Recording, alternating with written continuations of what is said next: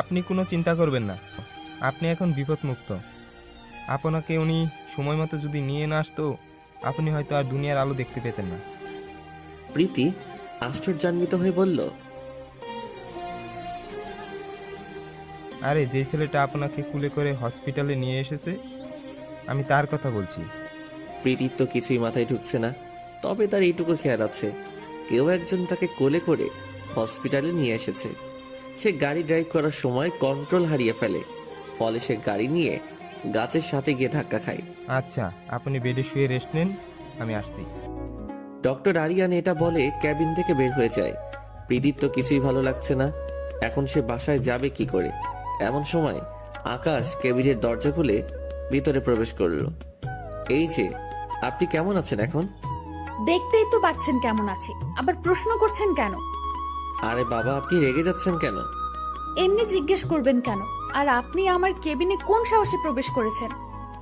আরে ডক্টর বলল আপনি এখন বিপদমুক্ত, তাই আপনাকে দেখতে আসলাম।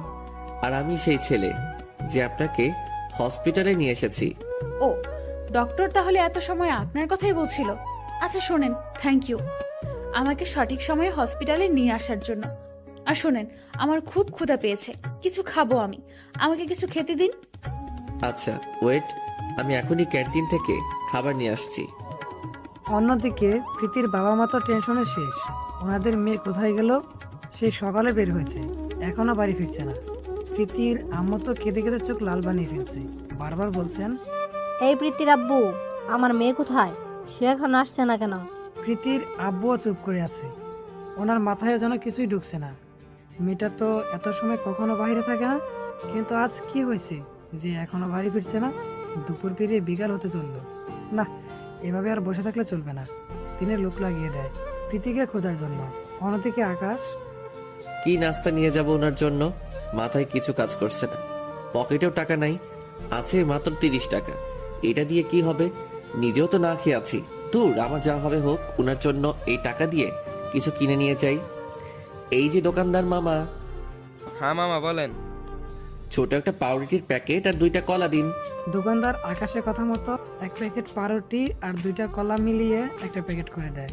সে নাস্তাগুলো নিয়ে আবার হসপিটালে কেবিনের ভিতরে চলে আসে।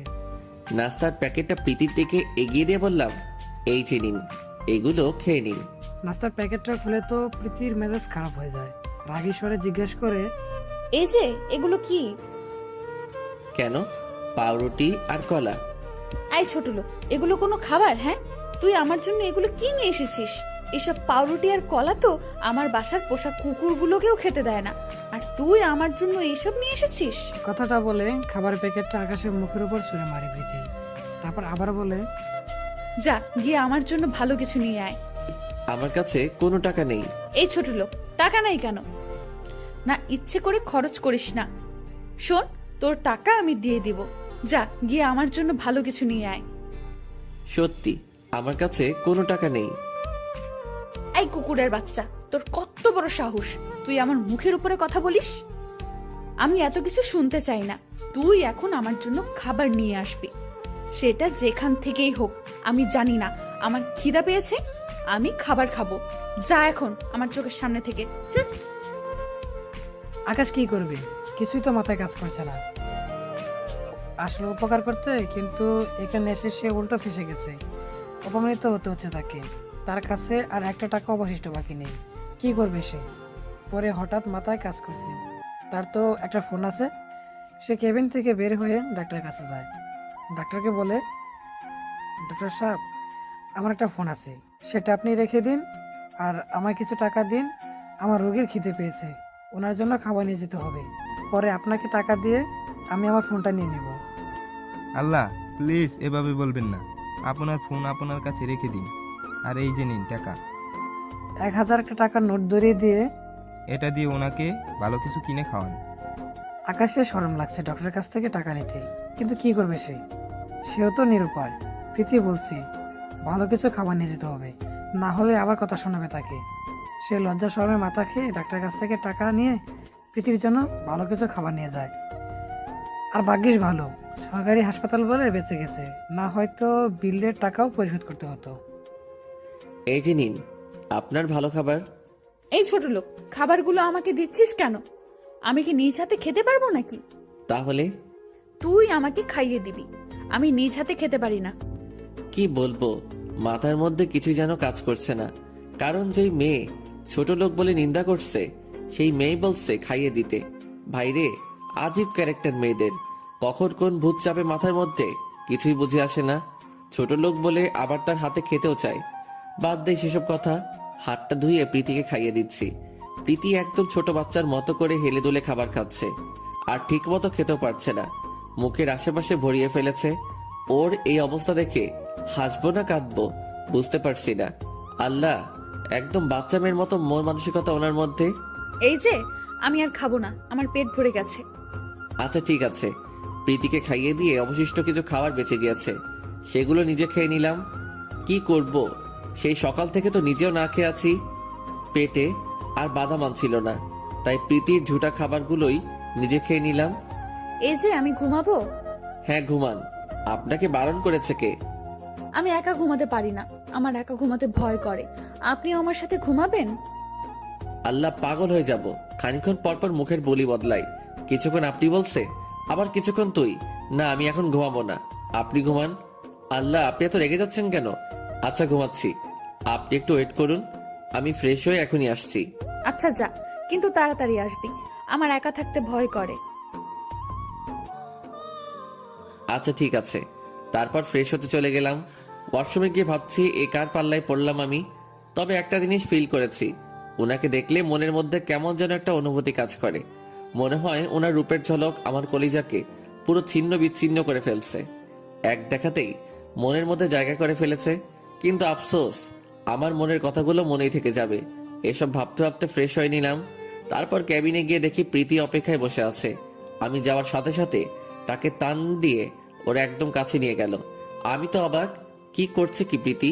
পাগল টাগল হয়ে গেল নাকি আবার?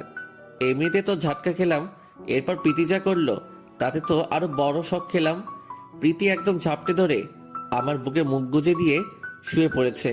কি বলবে ভেবে পাচ্ছে না, চোখগুলো জাস্ট বড় বড় হয়ে আছে, কিন্তু অবশ্য ভালো লাগছে। প্রীতির কর্মকাণ্ড দেখে মনে বেফাস একটা স্বপ্ন জেগে বসেছে। ইস, উনি যদি আমার স্বপ্নের রানী হতো, উনি যদি আমার জীবন সঙ্গী হতো, তাহলে এভাবেই সারা জীবন নিজের বুকের সাথে জড়িয়ে ধরে থাকতে পারতাম। আনমনে বলছি কথাগুলো। তারপর প্রীতিকে উদ্দেশ্য করে বললাম, আচ্ছা আপনাকে একটা কথা বলি, হ্যাঁ বলেন। আমিও কি আপনাকে জড়িয়ে ধরবো? প্রীতিকে কে বোঝাবে যে আকাশের মাথায় অলরেডি শয়তান চেপে আছে, জেগে জেগে ওকে বোবান্ন স্বপ্ন দেখছে। তারপর প্রীতিকে জড়িয়ে ধরে আকাশ। প্রীতি চুপচাপ একদম ছোট বাচ্চাদের মতো গুটিসুটি মেরে আকাশের বুকের মধ্যে মাথা গুঁজে দিয়ে ঘুমিয়ে পড়ল। অন্যদিকে প্রীতির বাবা মা তো পাগল পাগল হয়ে গেছে। রাত হয়ে গেছে, এখনো মেয়ে বাড়ি ফিরছে না।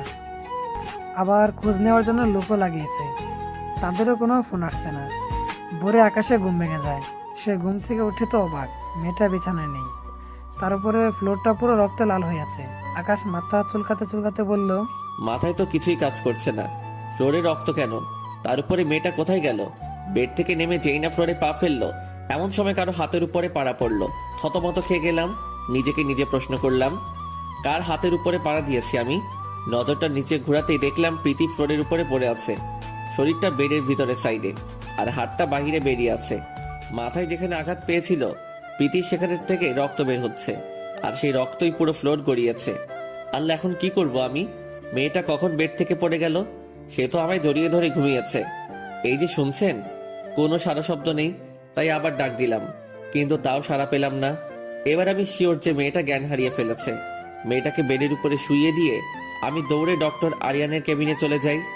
ডক্টর আমার পেশেন্টের কি জানি হয়েছে, রাতে কেবিনের বেডে ঘুমিয়েছিল, কিন্তু সকালে ঘুম থেকে উঠে দেখি ফ্লোরের উপরে পড়ে আছে, আর মাথার ক্ষত জায়গাটা থেকে রক্ত বের হয়ে পুরো ফ্লোর লাল হয়ে গিয়েছে। প্লিজ একটু আসুন। আচ্ছা চলুন চলুন, কি বলছেন, কিভাবে হলো এমনটা?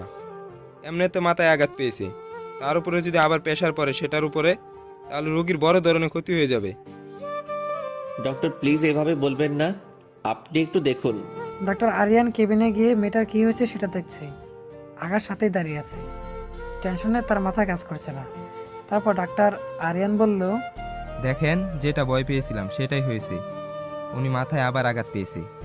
তার উপরে ক্ষতটা থেকে প্রচুর ব্লিডিং হয়েছে। এখন ওনার রক্তের প্রয়োজন, না হলে রোগী রক্ত শূন্যতায় মারাও যেতে পারে। ডাক্তার আরিয়ানের কথা শুনে থ হয়ে গেল আকাশ। ডাক্তার আবার বলল, আমি রক্তের গ্রুপ চেক করে আপনাকে জানাচ্ছি, আপনি রক্তের ব্যবস্থা করুন। কথাটা বলে ডক্টর আরিয়ান কেবিন থেকে বের হয়ে যায়, আর আমি সেখানে থ হয়ে দাঁড়িয়ে থাকি। একটু পর একজন নার্স এসে ব্লাড স্যাম্পল বলে যায়, এ পজিটিভ রক্ত লাগবে, 3 ব্যাগ রক্ত লাগবে। এত রক্ত কোথা থেকে ম্যানেজ করব আমি? তখনই আমার মাথায় আসে আমার রক্তের গ্রুপ ও সেম। সিদ্ধান্ত নেই যে রক্ত দেব। যেই ভাবা সেই কাজ। ডক্টরের কাছে গিয়ে বললাম, আমার রক্তের গ্রুপ সেম, আমি রক্ত দিব। আপনি দিবেন বুঝলাম না, কিন্তু 3 ব্যাগ রক্ত আপনি একা কিভাবে দিবেন? আরেকজন দরকার পড়বে। প্লিজ ডক্টর, সমস্যা নেই, আমি একাই দিব 3 ব্যাগ রক্ত। আপনি কি সিরিয়াস? হ্যাঁ ডক্টর, আমি সিরিয়াস। আমার যা হবে সেটা পরে দেখা যাবে। 3 ব্যাগ না, শুধু আপনার যত রক্তের দরকার হয় আমার শরীর থেকে নিন। ওকে, আপনি আমার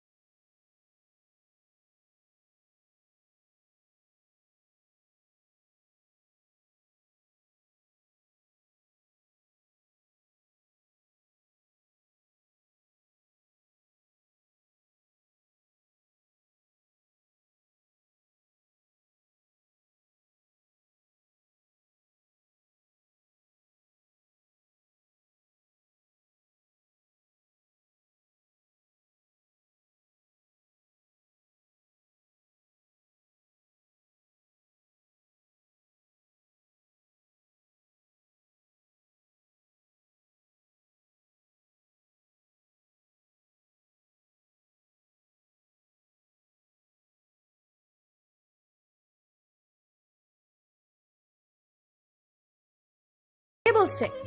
আর তোর যদি কিছু হয়ে যেত, আমায় খাইয়ে দিত কে? আমার সাথে ঘুমাতো কে? আমার আব্বা আম্মা তো কেউ এখন নাই। এখন তো তুই আমার সব। যখন জ্ঞান ফিরেছে তখন নার্স বলল তুই আমায় 3 ব্যাগ রক্ত দিয়েছিস, তাই নাকি তোর মাথায় চক্কর এসেছে। আই, তুই এমনটা কেন করতে গেলি? হ্যাঁ, এই যে প্লিজ আপনি একটু শান্ত হন। এমনিতে আপনার মাথায় আঘাত লেগেছে, বেশি চিৎকার চেঁচামেচি করলে আপনার ক্ষতি হবে। আর আমাকে নিয়ে টেনশন করবেন না, একদম আমি ঠিক আছি।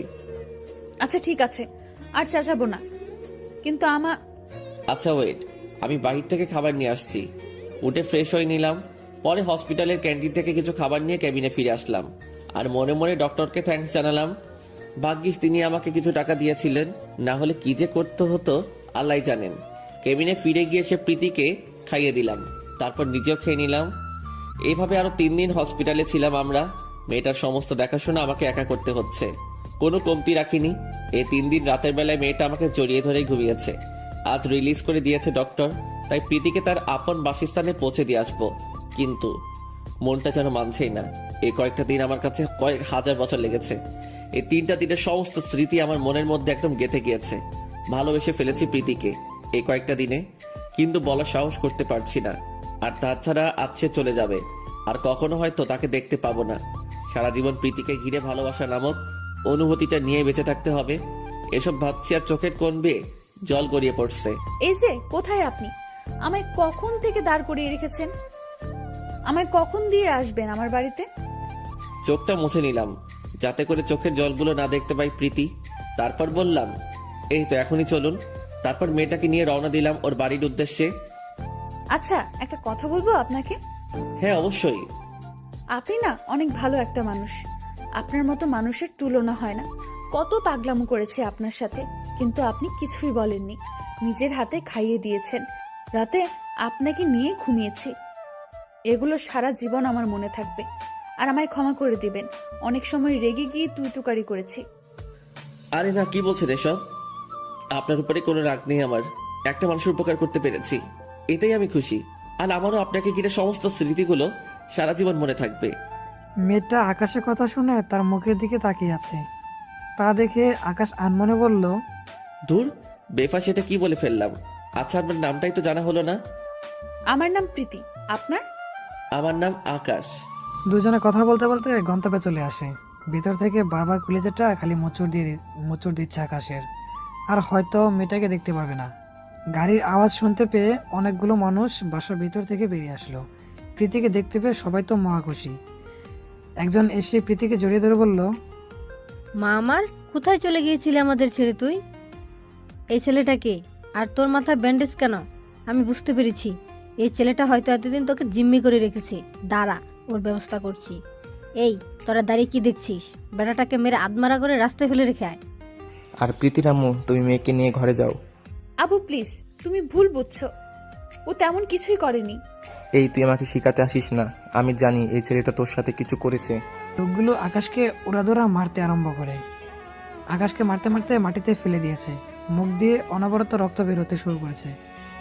বারবার ওদের কাছে মিনতি করে বলছে, প্লিজ, আমি এমন কিছু করিনি। আপনারা আমায় মেরেন না। কিন্তু কে শোনে কার কথা? ওরা মারতে মারতে আমার পুরো শরীর ফাটিয়ে ফেলে। শরীরের বিভিন্ন অঙ্গ থেকে ফেটে ফেটে রক্ত বের হচ্ছে। তখন আমি চেঁচিয়ে বললাম, উপকারীর ঘাড়ে লাথি, এটাই তার প্রমাণ। বলে জ্ঞান হারিয়ে ফেললো আকাশ। কে শোনে কার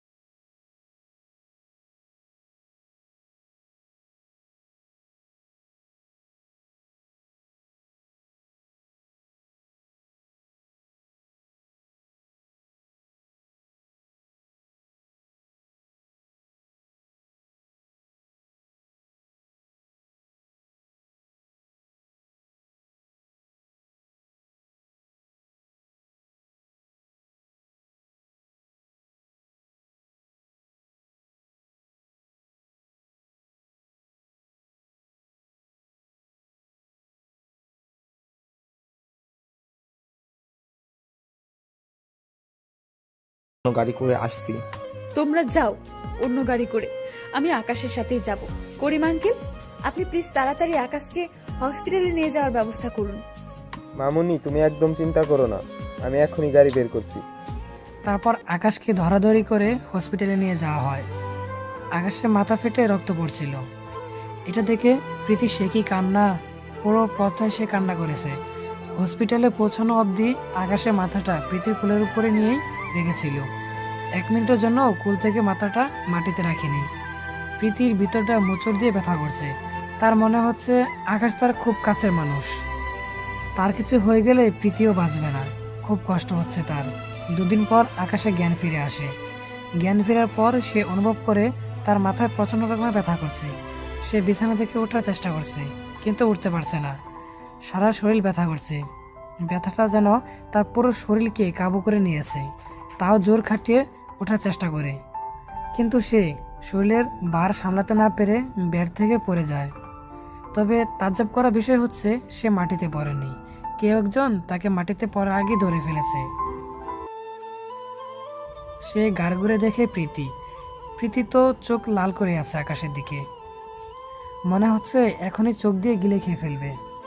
আরে আজিব তো, কি করলাম আমি? আমার দিকে এভাবে চেয়ে আছেন কেন? এই যে সমস্যা কি আপনার? হ্যাঁ, কোথায় কি সমস্যা? বিছানা থেকে একা একা উঠতে কে বসছে? পাশে যে আমি বসেছিলাম, আমাকে বললেই তো হতো। এখন নিজে নিজে উঠতে গিয়ে যদি আবার কোনো ক্ষতি হয়ে যেত, তাহলে তো আমাকেই কষ্ট পেতে হতো, তাই না? মেয়েটা বলতে বলতে কান্না করে দিয়েছে। তা দেখে আকাশ বলল, আরে আরে, আপনি কান্না করছেন কেন? আর আপনার কেন কষ্ট পেতে হবে? সেটা আপনার না জানলেও চলবে। আপনার মাথা মোটা, তাই আপনি বুঝবেন না। আর নেক্সট টাইম আমাকে বলবেন, না হয় কিন্তু খবর আছে। সরি, আমার ভুল হয়েছে। আপনাকে বলার দরকার ছিল, কিন্তু বিশ্বাস করুন, আপনি পাশে ছিলেন সেটা জানলে আপনাকেই বলতাম। হয়েছে, থাক। এখন কি জন্য উঠতে চেয়েছেন? জ্ঞান ফেরার পর নিজেকে রুমের মধ্যে আবিষ্কার করলাম। তাছাড়া এখানে কিভাবে আসলাম সেটাই মাথায় কাজ করতেছিল না। কিন্তু আপনাকে দেখে আমার সব মনে পড়ে গেছে। আপনার হিটলার বাপ আমাকে মেরে হসপিটালে পাঠিয়ে দিয়েছে। এমন সময় প্রীতির আব্বু কেবিনের দরজা খুলে ভিতরে আসে। সাথে প্রীতির আম্মুও আসে। বাবা, আমাকে মাফ করে দাও। বিশ্বাস করো, আমরা জানতাম না যে তুমি আমার মেয়ের প্রাণ বাঁচিয়েছো। না জেনে তোমার সাথে এমনটা করেছি। আসলে মেয়েটা 4-5 দিন বাড়ি ছিল না, তাই মাথায় কিছু কাজ করছিল না। আরে আঙ্কেল, বাদ দিন, আমি কিছুই মনে করিনি। আর তাছাড়া আপনার ব্যাপারটাও আমি বুঝেছি। থাক, সমস্যা নেই। বাবা, তোমার মতো মানুষ হয় না। কিন্তু আচ্ছা বাবা, তোমার বাড়িতে কে কে আছেন? মাথাটা নিচে নামিয়ে ফেলে আকাশ। আকাশের নীরবতার কারণ কি সেটা কারোরই মাথায় কাজ করছে না। বেশ কিছুক্ষণ পর আকাশ মাথা উঠিয়ে বলে, আসলে আমার কেউ নাই, আমি একাই। 3-4 বছর আগে সবাই আমার জীবন থেকে হারিয়ে গেছে। কি বলছো বাবা এসব? তাহলে তুমি থাকো কোথায়? থাকার জন্য বিশেষ কোনো জায়গা নেই, কিন্তু আমার কলেজের পাশে একটা বন্ধুর বাসা আছে, ওটাতেই আপাতত থাকছি। এই মাস পর সে বাসা ছেড়ে দিবে, তখন কোথায় থাকবো জানি না। বাবা, কিছু মনে না করলে তুমি আমার বাসায় থাকতে পারো। না আঙ্কেল, তার কোনো দরকার নেই। প্লিজ, তুমি আমার বাসায় থাকলে আমি খুব খুশি হব। তোমার উপর যা যা অন্যায় করেছি অন্ততপক্ষে কিছুটা হলেও মাপ পাবো। প্লিজ বাবা, তুমি না করিও না। আচ্ছা আঙ্কেল, এত করে যখন বলছেন তাহলে আমি থাকবো। প্রীতি তো খুশিতে আত্মহারা যে আকাশ ওর বাসায় থাকবে এখন থেকে। কিন্তু একটা জিনিস মাথায় কাজ করছে না ওর। লোকটার প্রতি তার এত দুর্বলতা কেন? ওকে তো সে ভালোবাসে না, কিন্তু তারপরও কি যেন তো মায়া কাজ করে ওর আকাশের প্রতি। কোনোভাবেই হিসাব মিলাতে পারছে না প্রীতি। পরের দিন আকাশকে হসপিটাল থেকে রিলিজ করে বাসায় নিয়ে যাওয়া হয়। বাড়িটা একদম রাজপ্রাসাদের মতো। এত বড় বাড়ি আকাশের জন্য দেখেই মন জুড়িয়ে যায়। সবার ভালোবাসা এবং টেক কেয়ারে আকাশ একদম সুস্থ হয়ে যায়। বাসার মানুষগুলো একদম অমায়িক। সবাই আকাশকে আপন করে নিয়েছে। সে তাদের পরিবারই একজন সদস্য হয়ে যায়। আকাশের জন্য আলাদা একটা রুম ছেড়ে দেওয়া হয়, সেখানেই থাকে সে।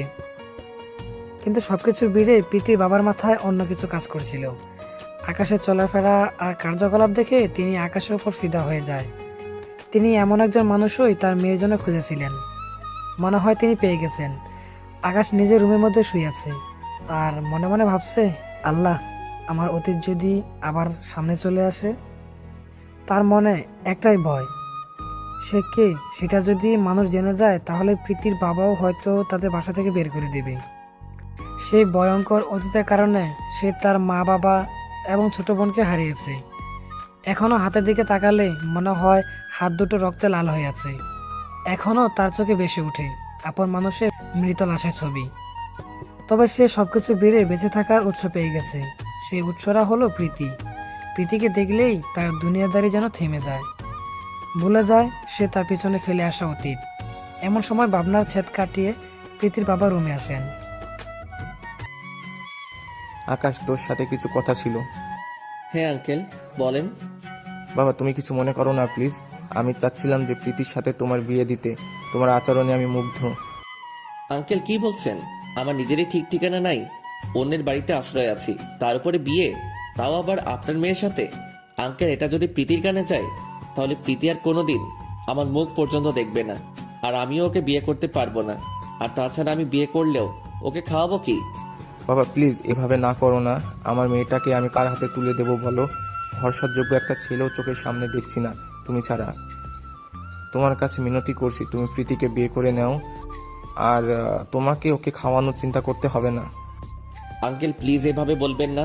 আচ্ছা আমি প্রীতিকে বিয়ে করব, কিন্তু প্রীতি যদি অমত করে? বাবা সেটা তুমি আমার উপর ছেড়ে দাও, আর তুমি বিয়ের জন্য তৈরি হও। তারপর তিনি চলে যায় রুম থেকে। প্রীতির আব্বুর সমস্ত কথা যেন মাথার উপর দিয়ে গেল।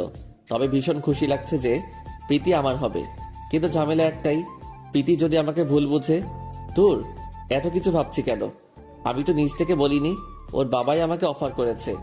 অনেক রাত হয়েছে, এসব ভাবতে ভাবতেই ঘুমিয়ে গেলাম।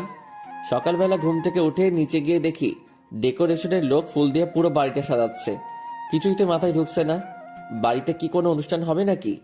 এমন সময় প্রীতির আব্বু এসে বলে, বাবা তুমি নিজের মতো প্রিপারেশন নাও, পরশু প্রীতির সাথে তোমার বিয়ে ফিক্সড করছি।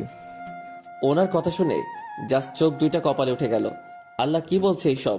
কাল বাদে পরশু বিয়ে, আর তাছাড়া প্রীতি এত সহজে মেনে গেল? ভাবনার অবসান ঘটিয়ে প্রীতির বাবা বলতে শুরু করে, এই ছেলে আমি বলছিলাম না যে প্রীতির ব্যাপারটা আমার উপর ছেড়ে দাও? দেখলে সে রাজি হয়ে গেছে। মনে মনে বললাম, যাক ভালো হয়েছে, এবার ভালোবাসার মানুষটা নিজের হবে। এসব ভেবে মুচকি মুচকি হেসে বললাম, আচ্ছা থাকো, অনেক কাজ করতে হবে। তারপর তিনি চলে গেলেন। আজ আকাশ প্রীতির বিয়ে, কিন্তু একটা জিনিস আকাশের মাথায় কাজ করছে না, যে প্রীতি এই 2 দিন তার সামনে একবারও আসলো না কেন? অন্য সময় তো রোজ 3 থেকে 4 বার কথা হয়, কিন্তু এই 2 দিনে প্রীতি তার সামনে একবারও আসেনি। কথা বলা তো দূরেই থাক, ভালোই ভালোই ওদের বিয়েটা হয়ে গেল। বাসর ঘরের সামনে দাঁড়িয়ে আছে আকাশ। খুব ভয় করছে তার, বাসর ঘরে ঢুকলে আল্লাহ জানে কি হবে। তবে একটা জিনিসে সে খুব খুশি, কারণ তার ভালোবাসা মানুষটিকে সে নিজের করে পেয়েছে। আর বাসর ঘরে যে বসে আছে সে তার মনের মানুষ। মনের ভয়কে জয় করে বাসর ঘরের দরজা ঠেলে ভিতরে ঢুকলো আকাশ। ভিতরে ঢুকে দেখে প্রীতি বড় একটা ঘোমটা দিয়ে বসে আছে। আওয়াজ করে সামনের দিকে এগিয়ে গেল আকাশ, কারণ মেয়েরা নাকি তার বরকে পা ধরে সালাম করে বাসর ঘরে। কিন্তু প্রীতি এমন কিছুই করলো না। যাক, আকাশও এসবে লাইক করে না, পা ধরে সালাম টালাম করা আর কি। আস্তে আস্তে খাটের উপরে গিয়ে বসলো সে। প্রীতির কোনো সারা শব্দ নেই, কেমন যেন একটা আনইজি লাগছে আকাশের।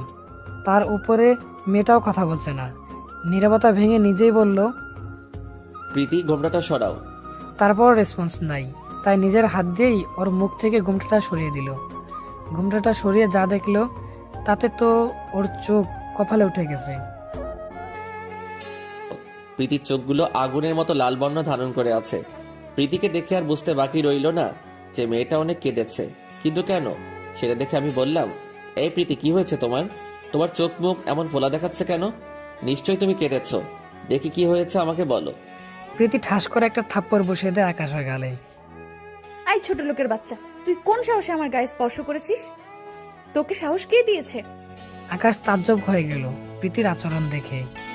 কি এমন করলাম যে সে আমায় থাপ্পড় মারলো? চুপ করে আছি, মুখ দিয়ে কোনো কথা বের হচ্ছে না। প্রীতির কাছ থেকে এমনটা কখনো আশা করিনি। কি রে ছোট লোক, কথা বলছিস না কেন? গায়ে হাত দিয়েছিস কোন সাহসে? গায়ে হাত দিতে আবার সাহস লাগবে নাকি? তুমি তো আজ থেকে আমার বউ, অন্য কোনো অবলা নারী না। এই ছোট লোক, তোর তো দেখছি মুখ ফুটে গেছে। কার বউ? কিসের বউ? তোর মতো ছোট লোকের বউ হব আমি? আমাকে কি কুকুরে কামড়েছে নাকি? বাবা আমায় কসম দিয়েছে তোকে বিয়ে করতে, তাই বাবার কসমের জন্য তোকে বিয়ে করেছি। তোর মতো ছোট লোককে আমি কখনোই বর মানবো না। প্রীতি আমি জানি না তুমি যে তোমার বাবার কসমের জন্য আমি বিয়ে করেছো, কিন্তু এটা তো সত্যি তাই না যে তোমার আমার বিয়ে হয়েছে? আমরা দুজন এখন স্বামী স্ত্রী। প্রীতি আরো 2টা থাপ্পড় লাগিয়ে দেয় আকাশের গালে। তোর সাহস তো কম না? তোকে একবার বলছি না এই বিয়ে আমি মানি না, আর তোকে বর হিসেবে মেনে নেওয়ার তো প্রশ্নই আসে না। তারপরও কিসের স্বামী স্ত্রী রে? তার উপরে আবার তুমি করে বলছিস, সাহস তো অনেক বেড়ে গেছে। প্রীতি, তুমি এমন কেন করছো? তো কেমন করব? তুই কি মনে করেছিস তোর মতো ছ্যাচটাকে আমি মেনে নেব? আর তোকে তো এখন আমার লোভী মনে হচ্ছে। বাবা বলেছে আমায় বিয়ে করতে, অমনি তুইও রাজি হয়ে গেলি লেজ গুটিয়ে বিয়ে করার জন্য। তোর মতো ছোট লোকদের আসলেই করুণা করতে নেই, না হয় আজ এই দিন দেখতে হতো না। আমার চোখের সামনে থেকে দূর হ, ছোট লোক তুই। মন খারাপ করে বাসর ঘর ছেড়ে বারান্দায় চলে এলাম। কি করব, কপালে বই নিয়ে এসেছি অপমান আর লাঞ্ছনা। মানুষের কত স্বপ্ন থাকে বাসর ঘর নিয়ে। বউয়ের সাথে গল্প করব, দুজনে দুজনে সুখ দুঃখগুলো ভাগাভাগি করে নিব। আমার তো এমন কিছু হওয়া দূরের কথা, রুমে পর্যন্ত জায়গা মিলল না। চোখ থেকে টপ টপ করে পানি ঝরে পড়ছে। পরিবেশ কত সুন্দর, চাঁদের আলো একদম মুখে এসে পড়ছে। দেখতেই বোঝা যাচ্ছে চাঁদ মামা আজ সেই খুশি, তাই সেও ইচ্ছে মতো রোশনি ছড়িয়ে বেড়াচ্ছে। চাঁদের দিকে এক নজরে তাকিয়ে আছি, তখনই মনের মধ্যে কোনো এক অজানা অনুভূতি কাজ করছিল। প্রীতি যদি আমায় মেনে নিত, তাহলে এখন দুজন মিলে জ্যোৎস্না বিলাস করতে পারতাম। ঠিক তখনই চাঁদটা মেঘের গায়ে ঢেকে গেল। আর মনে বললাম, বাহ চাঁদ মামা, তুমিও আমার থেকে মুখ ফিরিয়ে নিলে। মনটা আরো খারাপ হয়ে গেল। ঠিক সেই সময় কেউ একজন পিছন থেকে পাঞ্জাবির কলার ধরে হ্যাঁচকা টান দিল। পিছনে ফিরেই তো অবাক। এই কুত্তা, তোর কত বড় সাহস! তুই আমাকে একা একা রুমে রেখে ওখানে দাঁড়িয়ে আছিস?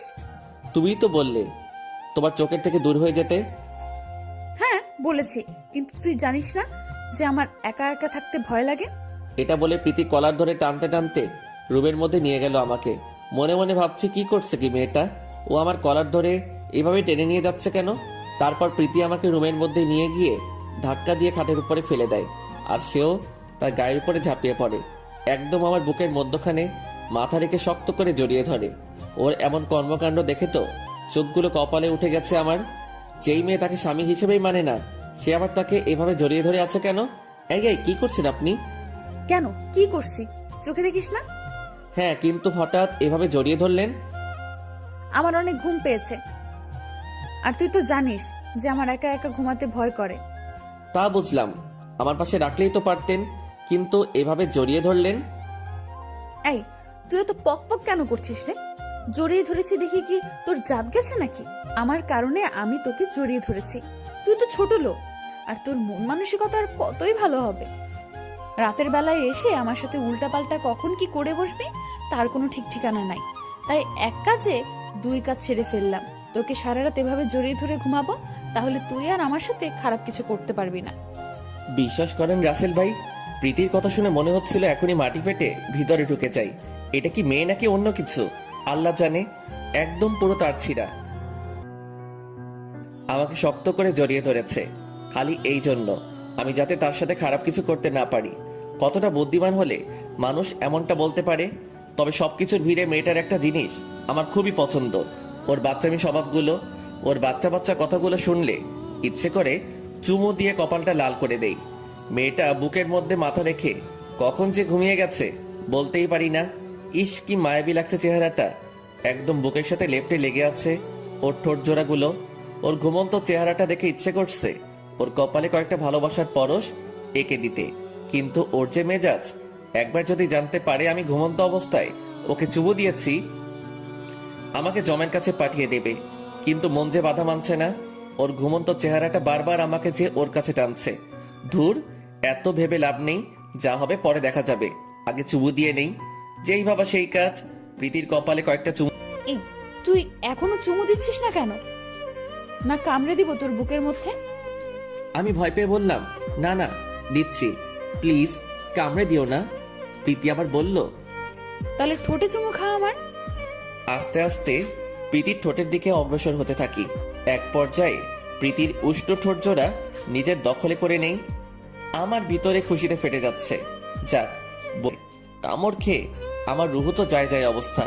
কামড় খেয়ে না পারছি চেঁচাতে, না পারছি চুপ করে থাকতে। ঠোঁট দিয়ে রক্ত বের হচ্ছে।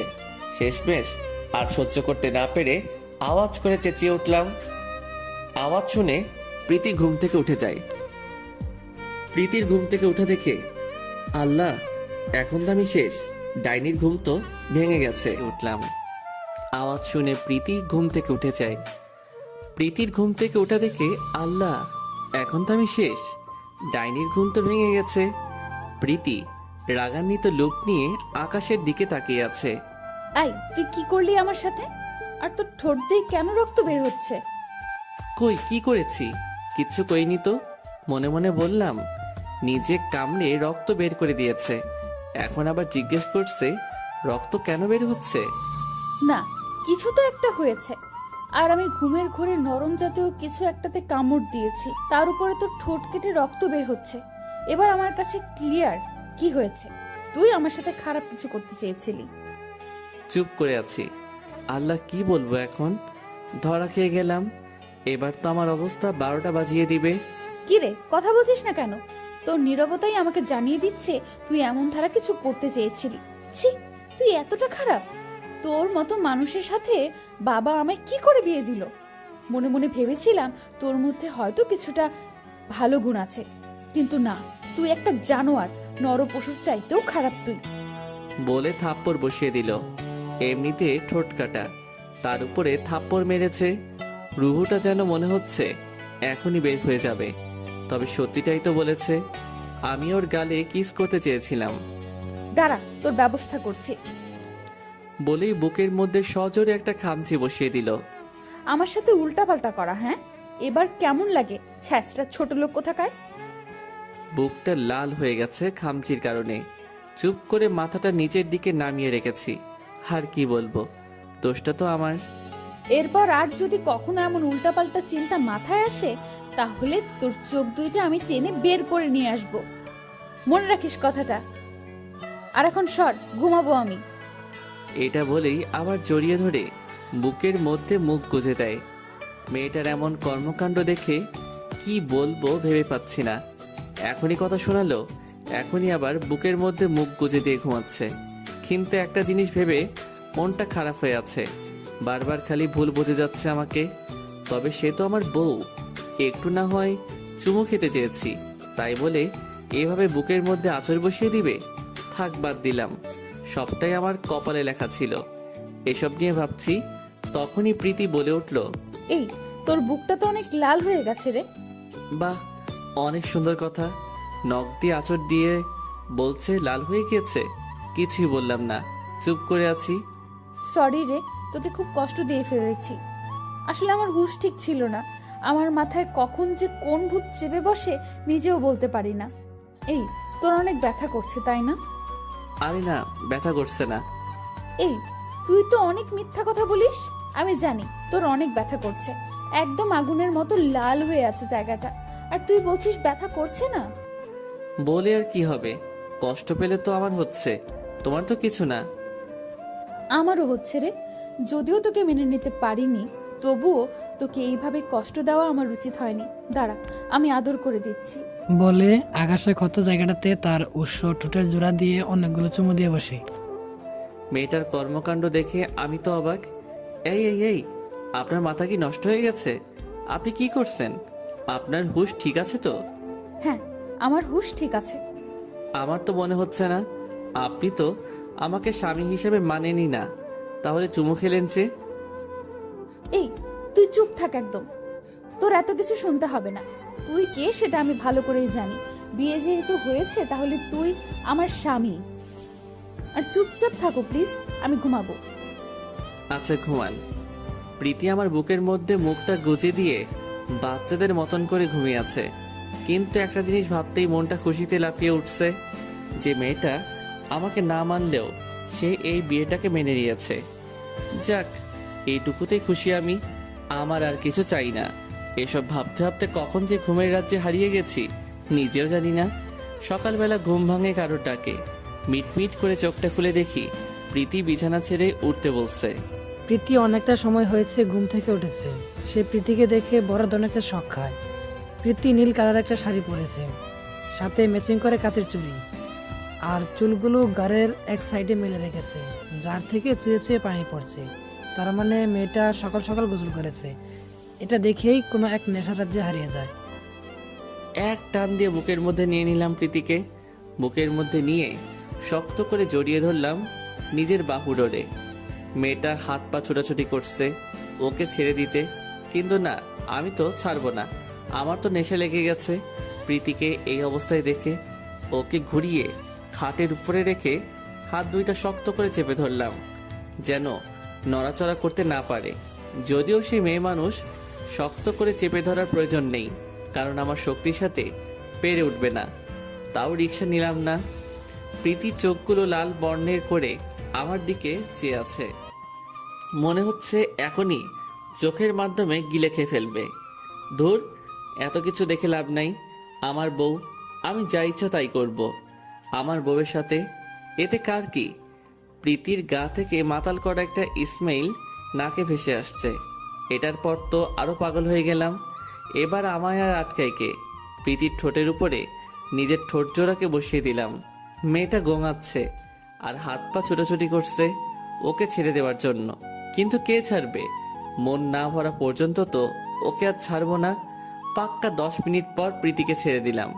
দুজনেই হাঁপাচ্ছি, কিন্তু প্রীতি আমার থেকে বেশি হাঁপাচ্ছে।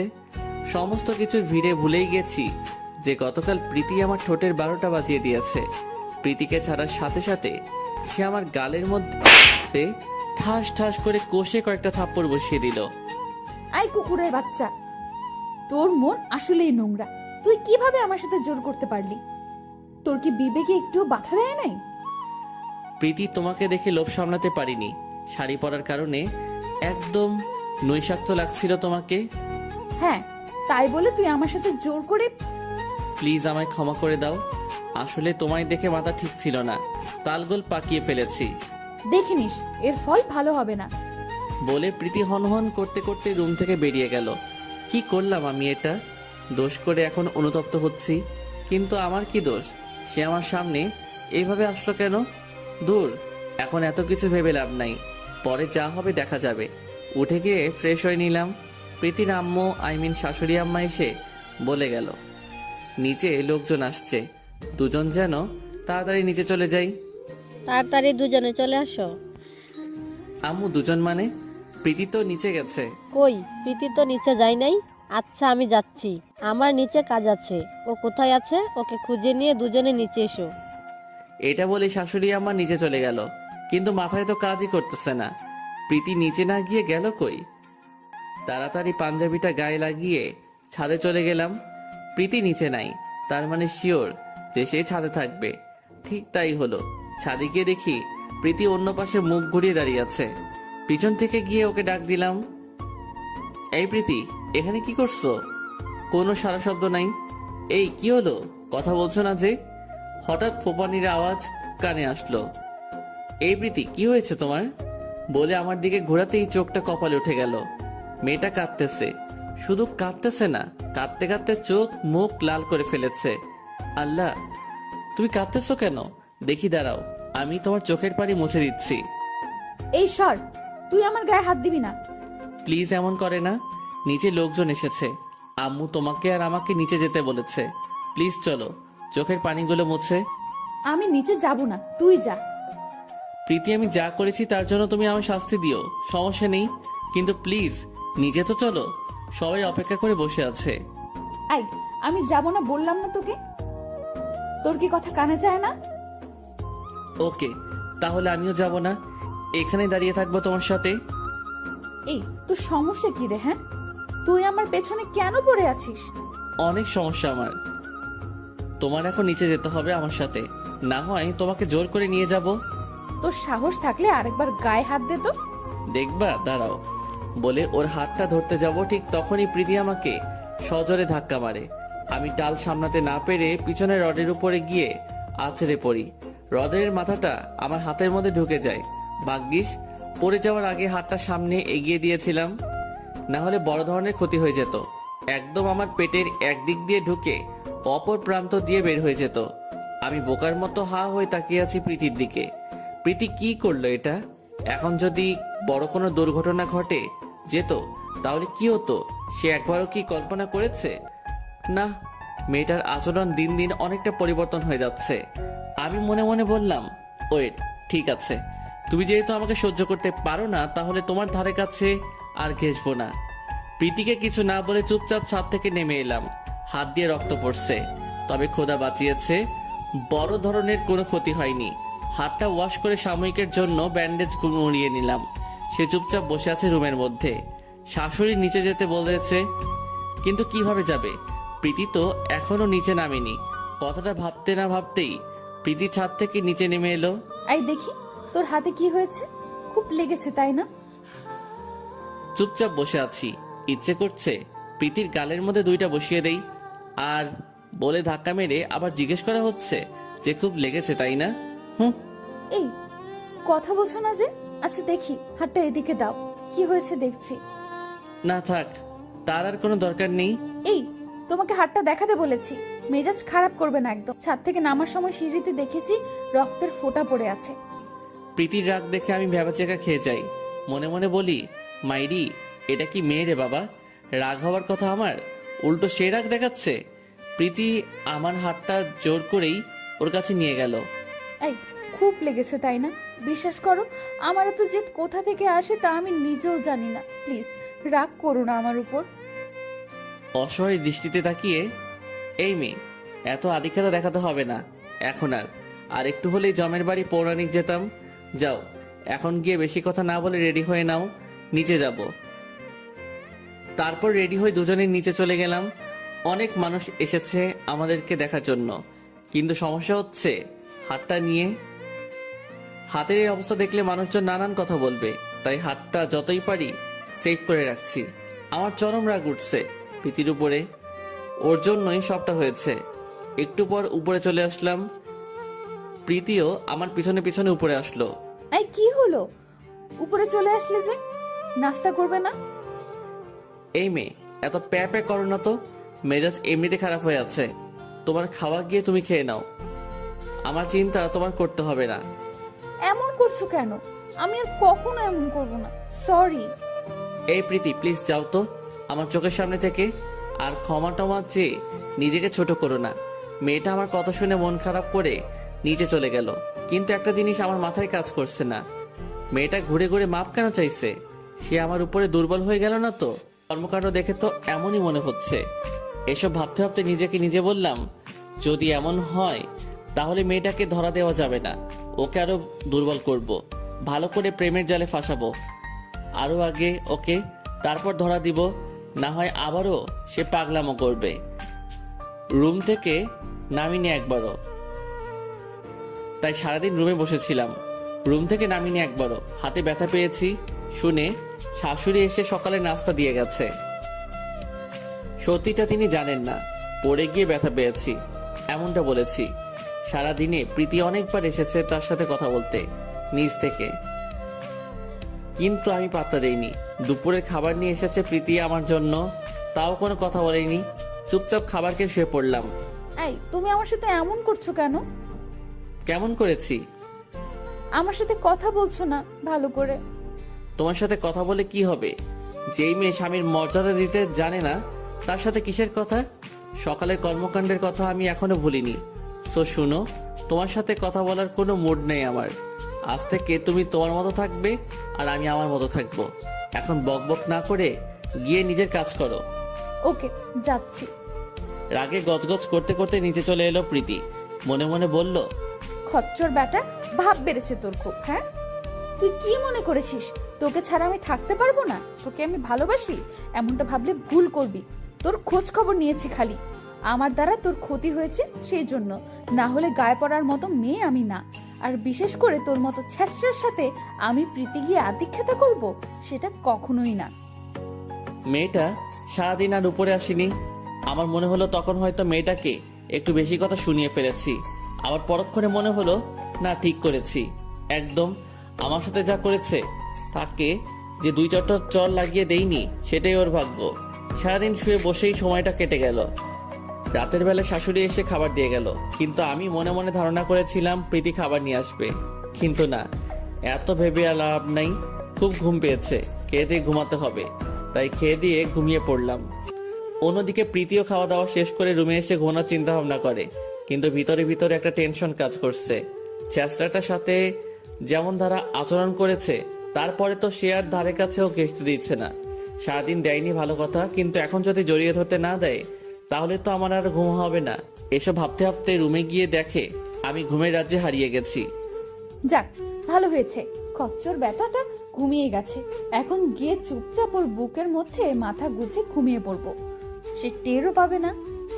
বলে শয়তানি একটা হাসি দেয়। পরিকল্পনার মতো গিয়ে চুপচাপ করে আমার বুকের মধ্যে মাথা গুজে দিয়ে আমাকে জড়িয়ে ধরে ঘুমিয়ে পড়ে। চোখটা মাত্র লেগে এসেছিল আমার। ঠিক সে সময় প্রীতি এসে ডিস্টার্ব করে দিল। এই মেয়ে, সমস্যা কি তোমার? হ্যাঁ, ওই কিসের সমস্যা? তাহলে সমস্যা যদি না থাকে আমায় জড়িয়ে ধরলে কেন? আমার ইচ্ছে হয়েছে তাই জড়িয়ে ধরেছি। মামার বাড়ির আবদার নাকি? হ্যাঁ, যে ইচ্ছে হবে আর এসে আমায় জড়িয়ে ধরে ঘুমিয়ে পড়বে। এই ছোট লোক, তোরা তো দেমাগ এসেছে কোথা থেকে শুনি? জড়িয়ে ধরেছে বলে ভাব বেড়েছে? হ্যাঁ শোন, তোর ভাব আমার সামনে এক টুকরো কাগজের মতো। তোকে গণার সময়ও আমার নাই, সো ভাব কমায় নিবি। আর এখন আমাকে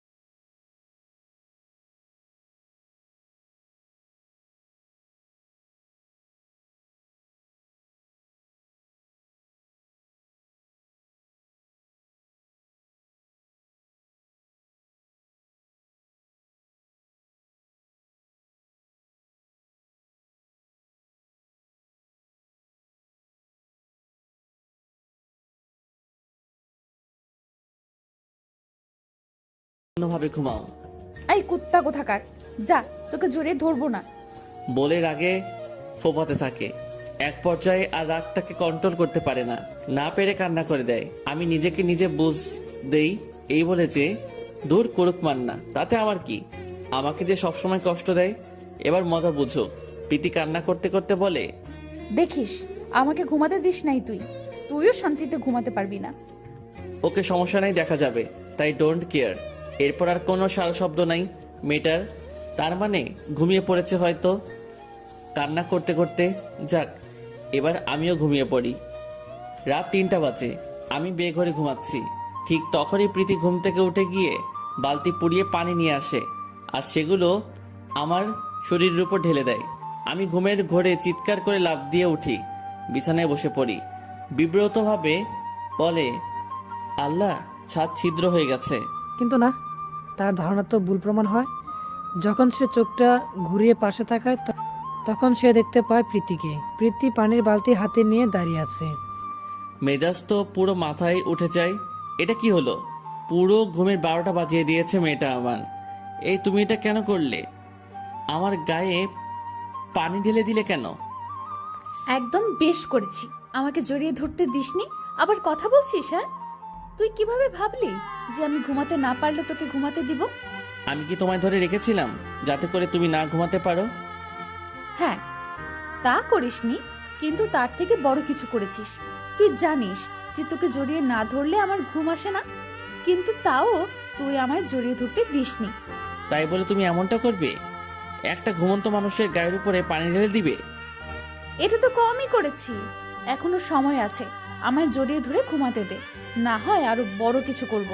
এবার মেজাজ আরো খারাপ হয়ে গেল। খাট ছেড়ে উঠে গিয়ে মেয়েটাকে দেওয়ালের সাথে চেপে ধরলাম। রাগ তো মাথায় উঠে আছে। এই তো সমস্যা কি? হ্যাঁ, তুই আমার ঘুম নষ্ট করলি কেন? তুমি একা একা ঘুমাবে আর আমি ঘুমাবো না, এটা কি করে হয়? তাই তোমাকেও ঘুমাতে দিব না। রাগ আর কন্ট্রোল করতে না পেরে একটা থাপ্পড় বসিয়ে দিলাম। প্রীতি তো অবাক, শেষরাটা ওকে থাপ্পড় মারলো। অবাক হয়ে আকাশের দিকে তাকিয়ে আছে। তুই সেই সময় থেকে একটা কথা বলে যাচ্ছিস, তোকে জড়িয়ে ধরতে দেইনি, সেটা আমার ব্যক্তিগত ব্যাপার। কিন্তু তোর ঘুম যাওয়া তো আর আটকায়নি। তোর কত বড় সাহস! ডেকে মেকে তিনি চলে গেলেন। এই প্রীতি, উঠো তাড়াতাড়ি, আম্মু এসে ডেকে গেছে নিচে যাওয়ার জন্য। নাস্তা লাগিয়েছে নাকি? আর একটু ঘুমাতে দাও না, আমি আর একটু ঘুমাবো। এই এখন আর ঘুম না।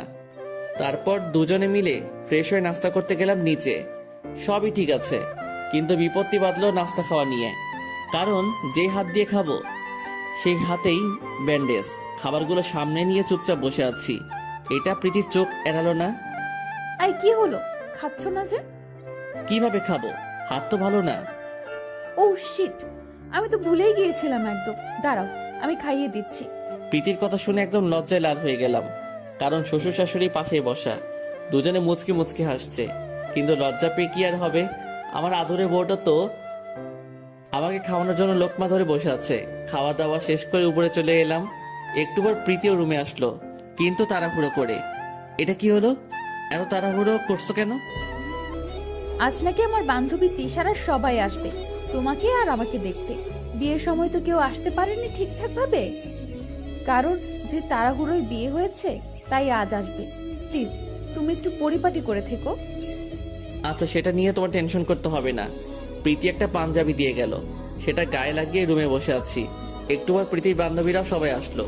সবাই জানে প্রীতির হাজবেন্ডের কথা, কিভাবে কি হয়েছে সবটা জানে। এই চল, তোদেরকে আমার ছোট লোক হাজবেন্ডের পরিচয় করিয়ে দিই। কিন্তু সামিরা তো এখনো আসেনি। আচ্ছা সমস্যা নেই, সে আসলে না হয় তার সাথে আলাদাভাবে পরিচয় করিয়ে দেব।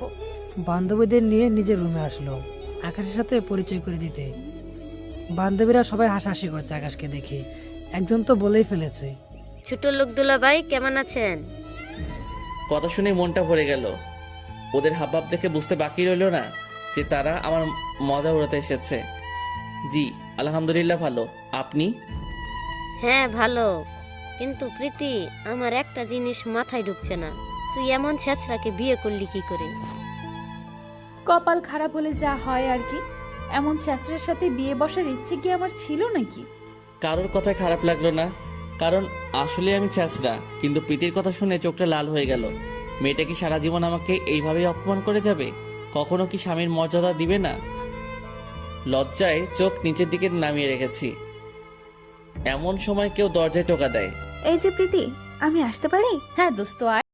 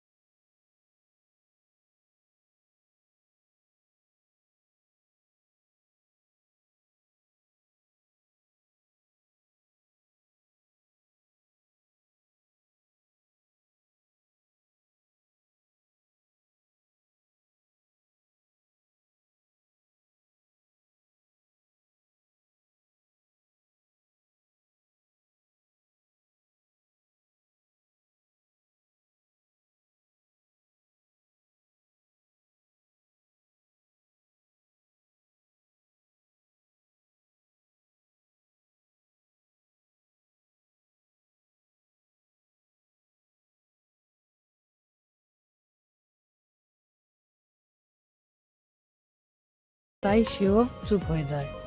কি রে সামিরা, কথা বলছিস না যে? কথাগুলোর মানে কি? মানে টানে কিছু না, এখন বাদ দে এইসব কথা। আসছি কই একটু আনন্দ করব, তা না কি সব লাগিয়েছিস। আচ্ছা বল, এখন তোদের কি অবস্থা সবার? হ্যাঁ ভালোই আছি। টপিকটা বাদ দিলেও প্রীতির মাথার মধ্যে সামিরার কথাগুলো বারবার বাড়ি খাচ্ছে। কথাগুলো যেন তার ভিতরে কোনোভাবেই হজম হচ্ছে না। তোর যা হবে হোক। আচ্ছা আকাশ, তুমি একটু নিচে যাও, আমরা বান্ধবীরা সবাই একটু আড্ডা দিব। ওকে, তোমরা আড্ডা দাও, আমি নিচে যাচ্ছি। নিচে গিয়ে সোফায় বসে আছি, এমন সময় শাশুড়ি আম্মা এসে বললেন, বাবা তুমি নিচে বসে আছো যে? আম্মু আসলে অনেকদিন পর ওর বান্ধবীরা এসেছে, একটু ভালো করে টাইম স্পেন্ড করুক, তাই আর কি নিচে নেমে এসেছি। সেটা কেমন কথা? তুমি ওর হাজব্যান্ড, তুমি থাকলে সমস্যা কি ছিল? না আম্মু, সমস্যা না, থাক না, বাদ দিন। ওকে, তোমাদের যা ভালো লাগে করো। আমি রহিমাকে দিয়ে চা পাঠিয়ে দিচ্ছি, বসে বসে চা খাও। তারপর তিনি চলে গেলেন। সোফায় বসে আছি আর একটু আগের কথা ভাবছি। মেয়েরা এক অদ্ভুত জাতি, নিজের প্রেস্টিজের জন্য নিজের জামাইকেও ছোট করতে দ্বিধাবোধ করে না। কিভাবে পারলো সে আমায় তার এতগুলো বান্ধবীর সামনে অপমান করতে? ভালোবাসায় তো কোনো কমতি রাখিনি, তাও কেন সে আমাকে উপহাস করে সব সময়? এসব নিয়ে ভাবছি, তখনই রহিমা এসে চা দিয়ে যায়। এই যে সাহেব, আপনার চা। চায়ের কাপটা রহিমার কাছ থেকে নিয়ে, আচ্ছা তুমি যাও, চা খাচ্ছি বসে বসে। এমন সময় শ্বশুর মশাই রুম থেকে বের হয়ে এদিকেই এগিয়ে আসে। কি খবর বাবা তোমার? এই তো ভালো, আপনার? হ্যাঁ, কোনো রকম চলছে, তবে প্রেশারটা একটু বেড়ে গেছে। আচ্ছা শোনো, তোমার সাথে আমার কিছু কথা ছিল। জি বলেন। আমি চাচ্ছিলাম আমার সমস্ত বিজনেস তুমি হ্যান্ডেল করবে। আমি সব তোমার নামে লিখে দিব, যতই হোক মেয়ের জামাই তো। আব্বু কি বলছেন এসব উল্টাপাল্টা? আমার কিচ্ছু চাই না, আপনি সমস্ত কিছু প্রীতির নামে করে দিন। আমি জানতাম তুমি এমনটাই বলবে, তাই তো তোমার উপরে আমি আমার মেয়ের দায়িত্ব চাপিয়ে দিয়েছি। আর শোনো, আমি সিরিয়াস, আমার মেয়েটা এখনো বড় হয় নাই, আর এত কিছু সে একা সামলাতেও পারবে না। তাই আমি ওর সাথে কথা বলে সমস্ত কিছু তোমার নামে উইল করে দিব। না আব্বু প্লিজ, আপনি এমনটা করবেন না। আপনি প্রীতির নামে লিখে দিন, এটা যদি উনি জানতে পারে তাহলে আমাকে ভুল বুঝবে। তুমি সেটা আমার উপরে ছেড়ে দাও, সে তোমাকে কিছুই বলবে না। ওকে যা বলার আমি বলবো, আর নিজেকে প্রিপেয়ার করো। এটা বলে শ্বশুর মশাই চলে গেলেন। কি হলো কিছুই মাথায় ঢুকছে না। এদিকে মেয়ের কাছে আমি ছোট লোক, তাই বলে সে পাত্তাও দেয় না। অন্যদিকে মেয়ের বাপ সম্পত্তি জামাই নামে উইল করার জন্য পাগল হয়ে যাচ্ছে। অনেকটা সময় নিচে সোফায় বসেছিলাম, কিন্তু আর ভালো লাগছে না, তাই রুমের দিকে হাঁটা ধরলাম। রুমের দরজার সামনে যেতেই সামিরার সামনাসামনি পড়লাম। ভাইয়া তুমি এখানে? আর তুমি যে প্রীতির বর, সেটা কখনোই ভাবতে পারিনি। হ্যাঁ রে, কি করব বল, এক রকমের ফেসে গেছি, তাই ওকে বিয়ে করেছি। কিন্তু তুমি কি জানো ওই দিকের অবস্থা কেমন? তোমার বাড়ির লোক এখনো তোমার পথ চেয়ে বসে আছে। কবে তুমি বাড়ি ফিরবে সেই ভরসা নিয়ে এখনো বসে আছে। কিন্তু তুমি সব ছেড়ে দিয়ে এখানে বসে আছো। ওদিকে তোমার বাবা মা চোখের জলে বান ভাসিয়ে দিচ্ছে। বিশেষ করে তাহিয়া রোজ কান্না করে তোমার জন্য, দেখা হলেই তোমার কথা বলে কান্না করে। প্লিজ তুমি বাড়ি ফিরে যাও। না রে বোন, এখন যাব না, সময় হয়নি এখনো। আমার সময় আসলে আমি বাড়ি ফিরে যাব। আর তাছাড়া বাবার চোখে আমি এখনো আগের মতোই আছি। আমাকে নিয়ে ওনার বিশ্বাসটা পরিবর্তন হোক, তখন বাড়ি ফিরব। আচ্ছা বুঝলাম, কিন্তু কখন? প্লিজ বোন, আর কিছুটা সময় দে। আর তুই কাউকে বলিস না আমার ঠিকানা। তাহিয়াকেও বলবো না? না, ওকে বলিস না, না হয় সে আমার কাছে চলে আসবে। আচ্ছা ঠিক আছে, কিন্তু তুমি অতি শীঘ্রই বাড়ি ফিরবে। আচ্ছা। কথা শেষ করে রুমে গেলাম। সামিরা নিচে চলে গেল। প্রীতি আমাকে দেখে রেগে বেগে আগুন। এই কুকুর, তুই রুমে কি করছিস? তোকে না বলেছিলাম আমরা কিছু সময় কথাবার্তা বলবো, তুই নিচে থাকতে? তাও তুই রুমে এসেছিস কোন সাহসে? আসলে আমার নিচে মন টিকছিল না, তাই রুমে চলে এসেছি। প্রীতির বান্ধবী একজন প্রীতিকে বলে, প্রীতি, তোর হাজব্যান্ড আসলেই ছেঁচড়া। তুই এই ছেঁচড়াকে ডিভোর্স দিয়ে দে, ভালো একটা ছেলেকে বিয়ে কর। আসলেই তাই করব। এই ছেঁচড়ার সাথে সংসার করা আমার পক্ষে সম্ভব না।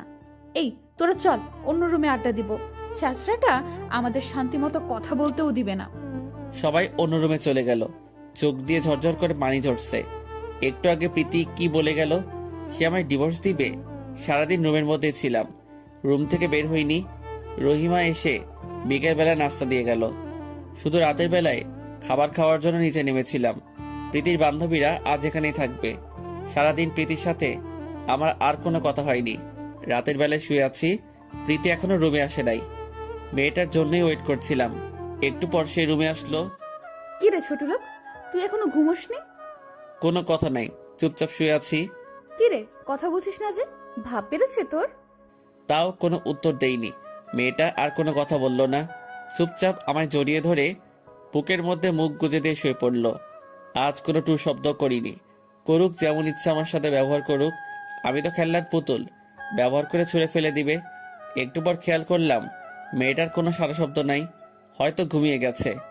মেয়েটার চেহারার দিকে নজর পড়তেই চোখটা আবার ভিজে গেল, কারণ ওকে খুব ভালোবাসি আমি। সে আমায় ছেড়ে দিলে হয়তো জীবনটা শেষ হয়ে যাবে। চোখ দিয়ে অনবরত পানি ধরছে। হঠাৎ প্রীতি নড়ে উঠল। কি রে, তুই এখনো ঘুমোসনি? তাড়াতাড়ি করে চোখটা মুছে নিলাম, তবে প্রীতি হয়তো আমার চোখের পানি দেখে ফেলেছে। আসলে ঘুম আসছিল না। ঘুম আসছে না ভালো কথা, কিন্তু কান্না করছিস কেন? কই কান্না করছি? শোন, মিথ্যে বলে লাভ নাই, আমি দেখে ফেলেছি। আর কান্না করেও কোনো ফায়দা হবে না। তোকে আমি ডিভোর্স দিয়ে দেব। তোর মতো ছোট লোকের সাথে আমার যায় না। আজ বান্ধবীদের সাথে বড় গলায় কথা বলতে পারছি না শুধু তোর জন্য, কারণ ওদের হাজবেন্ড এক একজন অনেক কোটিপতি বা ভালো ভালো পজিশনে আছে, কিন্তু তোর তো কিছুই নেই। ছ্যাচরা তুই।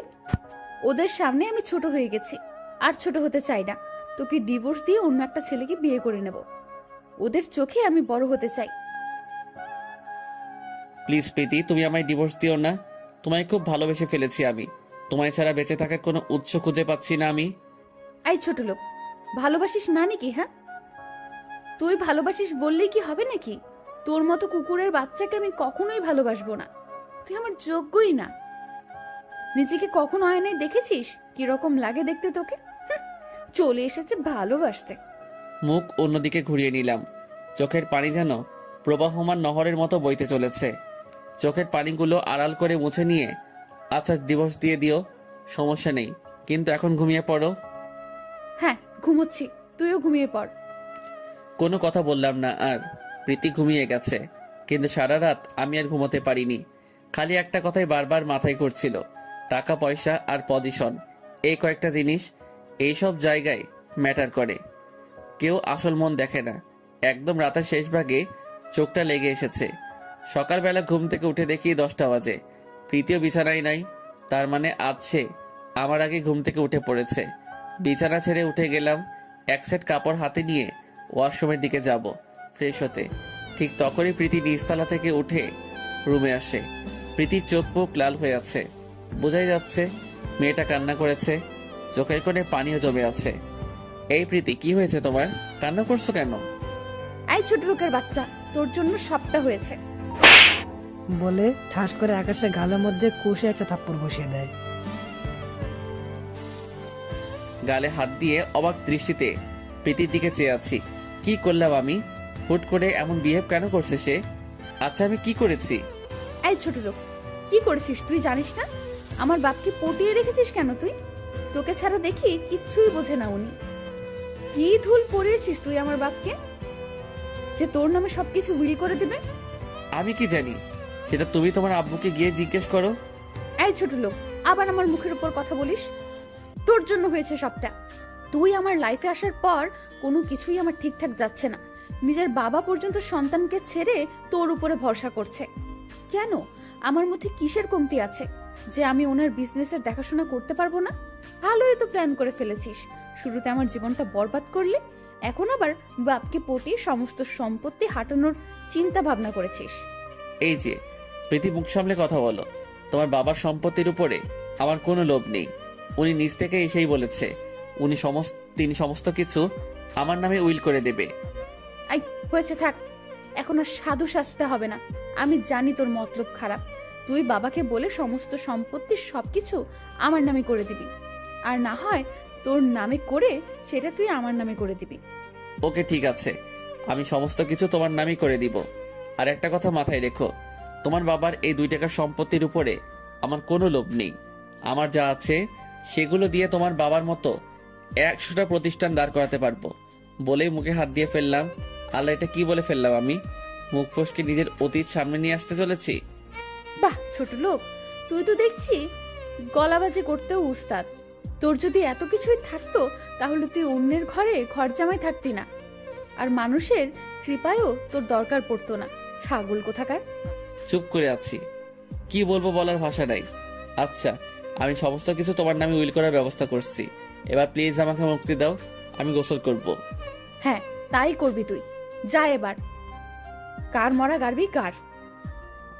ওয়াশরুমে ঢুকে গেলাম ফ্রেশ হতে। পানির কলটা ছেড়ে দিয়ে মগ কেটে কেটে মাথায় পানি ঢালছি। আর ভাবছি, আল্লাহ, এটাই কি সেই বাচ্চা প্রীতি যাকে হসপিটালে এক দেখে ভালোবেসে ফেলেছিলাম? ওর ব্যবহার এতটা খারাপ, সেটা ভাবতেও আমার অবাক লাগছে। ওর কাছে কি আমার ভালোবাসার কোনো মূল্য নাই? না, এখন মনে হচ্ছে প্রীতির থেকে নিজেকে সরিয়ে নেওয়াটাই বেটার। কিন্তু ওকে ছাড়া থাকবো কি করে? না, সে যদি আমায় ছেড়ে দেয় তাহলে আমিও ওকে আর আটকাবো না। ফ্রেশ হয়ে নিচে গেলাম নাস্তা খাওয়ার জন্য। শাশুড়ি আম্মা নাস্তা পরিবেশন করছে। প্রীতির বান্ধবীরা চলে গেছে সকাল সকাল নাস্তা করে। নাস্তা করছি এমন সময় শ্বশুর মশাই বলল, আকাশ, তুমি নাস্তা শেষ করে আমার সাথে একটু দেখা করো রুমে। আচ্ছা। তারপর নাস্তা শেষ করে শ্বশুর মশাই রুমে গেলাম। ও, তুমি এসেছো? জি। আচ্ছা নাও, এখানে সমস্ত কিছু আসল ডকুমেন্ট আছে, তুমি সমস্তটা দেখে সাইন করে দাও। আর আজ থেকে সমস্ত কিছু তুমি দেখাশোনা করবে। চোখগুলো বড় বড় হয়ে আছে শ্বশুরের কথা শুনে। আচ্ছা, এগুলো কি প্রীতি নামে করলে হতো না? না, যদি সে ওই পরিমাণ যোগ্য হতো তাহলে আমি সমস্তটা ওর নামে লিখে দিতাম, কিন্তু সে যোগ্য না। চুপ করে আছি। তারপর সমস্তটা একবার দেখে নিয়ে সাইন করে দিলাম। তাহলে বলো, কবে থেকে অফিসে জয়েন করছো? আমাকে 1 সপ্তাহ সময় দিন, তারপর থেকে জয়েন করব। আচ্ছা ঠিক আছে। তারপর রুমে চলে গেলাম। একটু পর প্রীতি কথা দেখে যেন রুমে আসলো। এই সমস্ত কিছু তোর নামে করে দিয়েছে, এখন তুই আমার নামে কবে করে দিবি? 3 দিনের মধ্যে সমস্ত কিছু তোমার নামে উইল করে দিব। ওকে ঠিক আছে, কিন্তু যা করবি তাড়াতাড়ি করবি, কারণ তোকে তার পরপরই ডিভোর্স দিয়ে দিব। কতটা স্বার্থপর হলে এমনভাবে কথা বলতে পারে? থাক, ওর বাবার সম্পত্তির উপরে আমার কোনো লোভ নেই। এভাবে দিন চলতে লাগলো। সারাদিন রুমের মধ্যে থাকি, প্রীতির সাথে প্রয়োজন ছাড়া কোনো কথা বলি না। তবে একটা জিনিস ঠিক আছে, আমরা কেউ কারোর সাথে কথা না বললেও সে রাতে ঘুমানোর সময় এসে আমায় ঠিকই জড়িয়ে ধরবে। আমারও কেন জানি অভ্যাস হয়ে গেছে, মেয়েটা আমায় জড়িয়ে না ধরলে ঘুমিয়ে আসতে চায় না। অন্যদিকে আবার উকিলের সাথে কথা বলে রেখেছি। এভাবে 2 দিন চলে গেল। 3 দিনের মাথায় উকিল ফোন দিয়ে বলল, উকিলের থেকে স্ট্যাম্প আনলাম এবং সম্পত্তি প্রীতির নামে উইল করে দিব। তাই আবার নতুন করে কাগজ রেডি করলাম। তারপর প্রীতিকে ডেকে সবটা ওর নামে লিখে দিয়েছি। এবার খুশি তো? হ্যাঁ, তবে কিছুটা অসন্তুষ্ট, কারণ আমি একজন উকিলের সাথে কথা বলেছি ডিভোর্সের ব্যাপারে। সে নাকি 1 সপ্তাহ পর আসবে, কোথায় জানি কাজে গিয়েছে। ভেবেছিলাম সম্পত্তিগুলো নিচের নামে করিয়ে নিয়ে তোকে ডিভোর্স দিয়ে দিব, কিন্তু আমার আরো 1 সপ্তাহ কষ্ট করতে হবে। ও আচ্ছা, সমস্যাই নেই, মাত্র একটা সাপ্লাই তো, দেখতে দেখতে চলে যাবে। আচ্ছা থাকো, আমি একটু ছাদে যাব। বলেই ছাদে চলে আসলাম। প্রীতি কতটা নির্দয়াবান সেটা ভাবতে কষ্ট লাগছে। চোখ দিয়ে ঝরঝর করে পানি ঝরে পড়ছে। আর অল্প সময় থাকলেই হয়তো কেঁদে ফেলতাম ওর সামনে, তাই তাড়াহুড়ো করে ছাদে চলে এসেছি। দেখতে দেখতে 1 সপ্তাহ কেটে গেল। প্রীতি উকিল থেকে ডিভোর্স পেপার দিয়ে এসে আমার মুখের উপর ছুঁড়ে মারে। এনে ধর, আমি সাইন করে দিয়েছি, তুই এটাতে সাইন করে দিলেই আমাদের ডিভোর্স হয়ে যাবে। আচ্ছা, আমি সাইন করে দিব। আর শোন, তোকে যেন এই বাড়িতে না দেখি। বাবাকে যা বলার আমি বলবো। তুই যাওয়ার আগে ওদের কারোর সাথেই দেখা করবি না। আচ্ছা। অনেক ছাঁচড়ামি করেছিস ফকির কোথাকার। নিজের তো ক্ষমতা নেই, মানুষের ঘাড়ের উপরে চড়ে বসিস। পারলে নিজের থেকে কিছু করে দেখা। কিছুই বললাম না, শুধু শুনে গেলাম। বলে যাও, কারণ এখন তোমার সময়। ডিভোর্স পেপারটা হাতে নিয়ে ঘর ছেড়ে চলে আসলাম। চোখের পানি দিয়ে পুরো শার্ট ভিজে গেছে। আসার সময় বাসার কাউকে কিছু বলিনি, চলে গেলাম আমার নিজের দুনিয়ায়। অন্যদিকে প্রীতির আব্বু প্রীতিকে জিজ্ঞেস করে, কিরে মা, আকাশ কোথায়? আব্বু, চিটারটা পালিয়ে গেছে। পালিয়ে গেছে মানে? কি বলছিস উল্টাপাল্টা? হ্যাঁ বাবা, ঠিকই বলছি। সে তোমার কাছে ভালো সেজে তোমার সমস্ত সম্পত্তি হাতিয়ে নিয়ে চলে যেতে চেয়েছিল, কিন্তু আমার জন্য তা পারেনি। রোজ রাতে আমায় মারতো সে তোমার সম্পত্তির জন্য, বলতো তোর বাবার সব সম্পত্তি নিয়ে তোকে ছেড়ে দিব। মা, তুই এসব বলিসনি কেন আমাদের? ছি, ওর ভেতরে এতটা হারামিপনা ছিল, আমরা ভাবতেও ঘৃণা হচ্ছে। কিভাবে বলবো বাবা, তুমি যে কসম দিয়ে ওর সাথে আমার বিয়ে দিয়েছো, তার উপর সে আমায় বলেছে তোমাদের কিছু বললে সে তোমাদেরকে মেরে ফেলবে। বাবা, তাই ভয়ে বলিনি। আর আমি চাই না তোমরা এটা জানো যে তোমাদের মেয়ে সুখে নাই, এতে তোমাদেরই কষ্ট হবে। মারে, তুই আমাকে আগে বলতি একটু করে জাস্ট, তাহলে ওর 12টা বাজিয়ে দিতাম আমি। আর তাহলে এখন কি সে আমাদের সমস্ত সম্পত্তি হাতিয়ে নিয়ে চলে গেছে? না বাবা, তা পারিনি। আমি কৌশলে ওর কাছ থেকে সমস্ত সম্পত্তি আমার নামে করে ফেলেছি, সে বুঝতেও পারেনি। সাব্বাস, এ না হলে আমার মেয়ে। হ্যাঁ, তাই তো, আমার গর্ব তুই। দুনিয়া কেমন আজীব, আকাশে কোনো দোষ নেই অথচ তাকে উল্টো ফাঁসিয়ে দিল। কিন্তু সমস্তটা করেছে প্রীতি। দিন গড়িয়ে রাত হলো, প্রীতি এখন খুশিতে আত্মহারা, কিন্তু বিপদে বাঁধলো রাতে। সে এখন ঘুমাবে কি করে, কাকে জড়িয়ে ধরে ঘুমাবে? ছোট লোকটাকে তো বাসা থেকে তাড়িয়ে দিয়েছে, মনটা খারাপ হয়ে গেল একদম। কি করবে সে ভেবে পাচ্ছে না। রাতের বেলায় 1 সেকেন্ডের জন্য তার ঘুম আসেনি। সারা রাত ছোট লোকটার কথা মনে পড়েছে ওর। ইচ্ছে করছে সে যেখানে আছে সেখানে গিয়ে ওকে জড়িয়ে ধরে ঘুমাতে। ওর বুক ছাড়া যে ওর ঘুম আসে না, খুব ইচ্ছে করছে আকাশকে জড়িয়ে ধরে ঘুমাতে, কিন্তু আফসোস, সে চলে গেছে। কেমন যেন একটা চাপা কষ্ট অনুভব হচ্ছে, কিন্তু কেন হচ্ছে সেটা সে নিজেও জানে না। ইচ্ছে করছে ওকে আবার ঘরে ফিরিয়ে আনতে, কিন্তু না, তা সম্ভব না, কারণ ওকে তো তাড়িয়ে দিয়েছে। চোখ দিয়ে পানি পড়ছে ছোট লোকটার জন্য। সে নিজেও ভেবে পাচ্ছে না, যাকে সে 2 চোখে দেখতে পারে না, তার জন্য চোখ থেকে পানি কেন ঝরছে।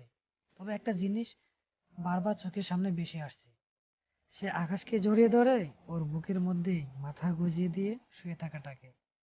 রাতটা অঘর্মা কেটে যায়। সকালবেলা উঠে সবাই মিলে একসাথে নাস্তা করতে বসে। প্রীতির আব্বু টিভিটা ছেড়ে দেয় সকাল 10টায় খবর দেখার জন্য। নাস্তা করছে আর টিভির খবর দেখছে।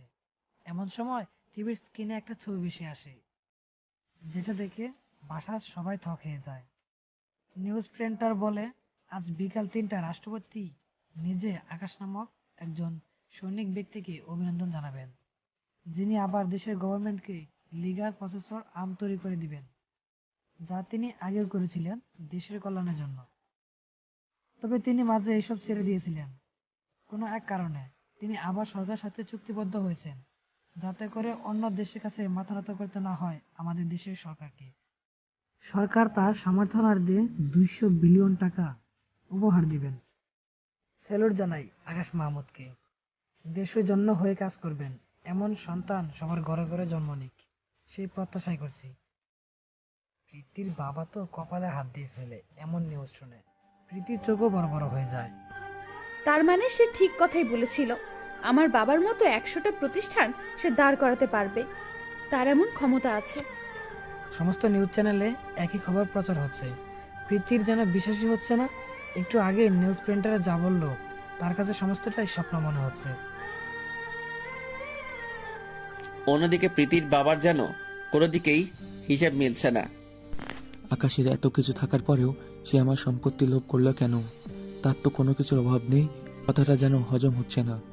যার কাছে কোটি কোটি টাকার সম্পদ, সে আমার অল্প টাকার সম্পত্তির লোভ করবে? জিনিসটা যেন বেমানান। তবে কি তাহলে প্রীতি আমাকে মিথ্যা কথা বললো? না, সে এমনটা কেন করবে? সে আমার মেয়ে, ও কখনোই এমনটা করবে না। তবে আকাশের বিষয়টাও নজর আন্দাজ করতে পারছি না। না, এর পেছনে আসল কাহিনী কি সেটা আমায় খুঁজে বের করতে হবে। প্রীতি নিজেকে 4 দেওয়ালের মাঝে বন্দি করে রেখেছে। তার যেন কিছুই ভালো লাগছে না, কেমন যেন ঘোলাটে হয়ে গেছে সমস্ত কিছু। পিছনে কি ঘটেছে তার যেন কিছু মাথাতেই কাজ করছে না। ঠিক করেছে কি ভুল, তার কাছে উত্তর জানা নেই। 3টা বাজতে চলেছে। দেশের গণ্যমান্য ব্যক্তিরা সবাই একটা মজলিসে একত্রে হয়। বাংলাদেশ বর্ডার গার্ড হতে শুরু করে প্রশাসনিক আরও অনেক সিনিয়র কর্মকর্তারা সেখানে রয়েছে। বিশেষ করে রয়েছেন রাষ্ট্রপতি। তিনি আকাশকে অভিনন্দন জানানোর জন্য একগুচ্ছ ফুলের তোড়া নিয়ে সকলের সামনে আকাশের হাতে তুলে দেন। রাষ্ট্রপতি স্পিকার হাতে নিয়ে দু একটা কথা বলে সকলের সামনে, পরে আকাশের হাতে স্পিকার তুলে দেয়। আসলে কি বলবো নিজেরও জানা নেই, তবে এটুকুই বলবো, দেশের জন্য আবার কাজ করতে পেরে নিজেকে গর্বিত মনে হচ্ছে। আগেও দেশের জন্য কাজ করেছি, তবে কোনো এক কারণে এই সব থেকে নিজেকে দূরে সরিয়ে নিয়ে গিয়েছিলাম। কিন্তু পরে অনুভব করলাম, না, উপরওয়ালা যেহেতু মেধা দিয়েছে, তাহলে সেটাকে কোনো কাজে না খাটিয়ে নষ্ট কেন করব। তাই আবার নেমে পড়লাম দেশের কল্যাণে। সবাই আমার জন্য দোয়া করবেন। বলে স্টেজ থেকে নামতে যাবে, ঠিক তখনই দুইটা পরিচিত মুখ সামনে পড়ে। নিজের চোখকে বিশ্বাস করতে পারছি না, মানুষগুলো যে আমার চোখের সামনে। মাথাটা নিচু করে দাঁড়িয়ে আছি। কেউ একজন মায়াভরা কণ্ঠে, প্রীতি এখনো নিজেকে চার দেওয়ালের মাঝে বন্দি করে রেখেছে, কারোর সাথে কথা বলছে না, ঠিকমতো খাবারও খাচ্ছে না। তার শুধু একটা জিনিস ভেবেই মাথা ফেটে যাচ্ছে, যে সে কি আকাশের সাথে যা করেছে তা কি ঠিকটা ভুল। প্রীতির আব্বু আম্মু অনেক ডাকাডাকি করে, কিন্তু প্রীতি দরজা খুলে না। সে দরজা বন্ধ করে বসে আছে ভিতর থেকে। তিনারা না পারতে সামিরাকে ডেকে আনে। সামিরা দরজা খুলতে বললে হয়তো খুলবে, কারণ প্রীতির সবচাইতে কাছের বন্ধ হচ্ছে সামিরা। এই প্রীতি, দরজা খোল, আমি সামিরা। প্রীতি প্লিজ দরজাটা খোল, তোর সাথে আমার কথা আছে। বাবা, তোমরা কেউ আমার রুমে আসবে না। সামিরা, তুই ভেতরে ঢুক। আচ্ছা তোর কি হয়েছে প্রীতি? জানি না রে আমার কি হয়েছে। তুই নাকি আজ সারাদিন নিজেকে ঘরবন্দি করে রেখেছিস, খাওয়া দাওয়া ঠিক মতো করিসনি, কি হয়েছে আমায় বল তুই। আসলে একটা প্রশ্নের উত্তর আমি কোনোভাবেই মিলাতে পারছি না। কি প্রশ্ন? আমি কি আকাশের সাথে ঠিক করেছি নাকি ভুল? ওর সাথে খারাপ ব্যবহার করা কি আমার আদৌ উচিত ছিল নাকি ছিল না? এসব প্রশ্ন আমার ভেতরটাকে শেষ করে দিচ্ছে। তবে একটা জিনিস, ওর জন্য আমার জীবন থেকে সব কিছুর মাইনে হারিয়ে ফেলেছিলাম। যখন থেকে এসেছে আমার লাইফে, তখন থেকেই আমার দাম কমে যাচ্ছে মানুষের কাছে। প্রীতি, তোকে একটা কথা বলি, তুই কি আসলেই জানিস আকাশ কে? না, জানি না সে কে, তবে গতকাল নিউজে শুনেছি সে নাকি দেশের গভর্নমেন্টকে আর্মস বানিয়ে দেবে, যা সে আগেও করত।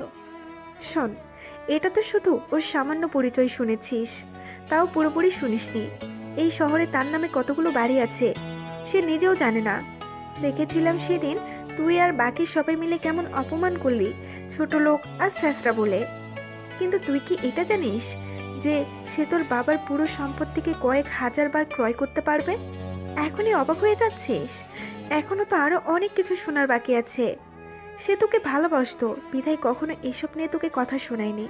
তার কাছে সমস্ত কিছুর আগে তুই ছিলি, তোর ভালোবাসা ছিল, যেটা সেদিন আমি তার সাথে কথা বলে বুঝতে পেরেছি। তার সম্পর্কে যতই বলি শেষ হবে না। তবে শুধু এতটুকু বলবো, তোর বাবা অল্প কয়েক হাজার টাকার মালিক, তাই তোর এত অহংকার। তাহলে তার কতটা অহংকার করা উচিত, যার বাবা কিনা বাংলাদেশ ব্যাংকের জিএম। শোন, টাকা দিয়ে সব কিছু বিবেচনা করা যায় না। বাবার সাথে কথা বলবি না? চুপচাপ দাঁড়িয়ে আছি, কোনো কথা বের হচ্ছে না মুখ দিয়ে। চোখের পানিগুলোই আমার সর্বকালের সঙ্গী। চোখের কোণ বেয়ে পানি বের হচ্ছে। বাবা, আমায় মাফ করে দেন।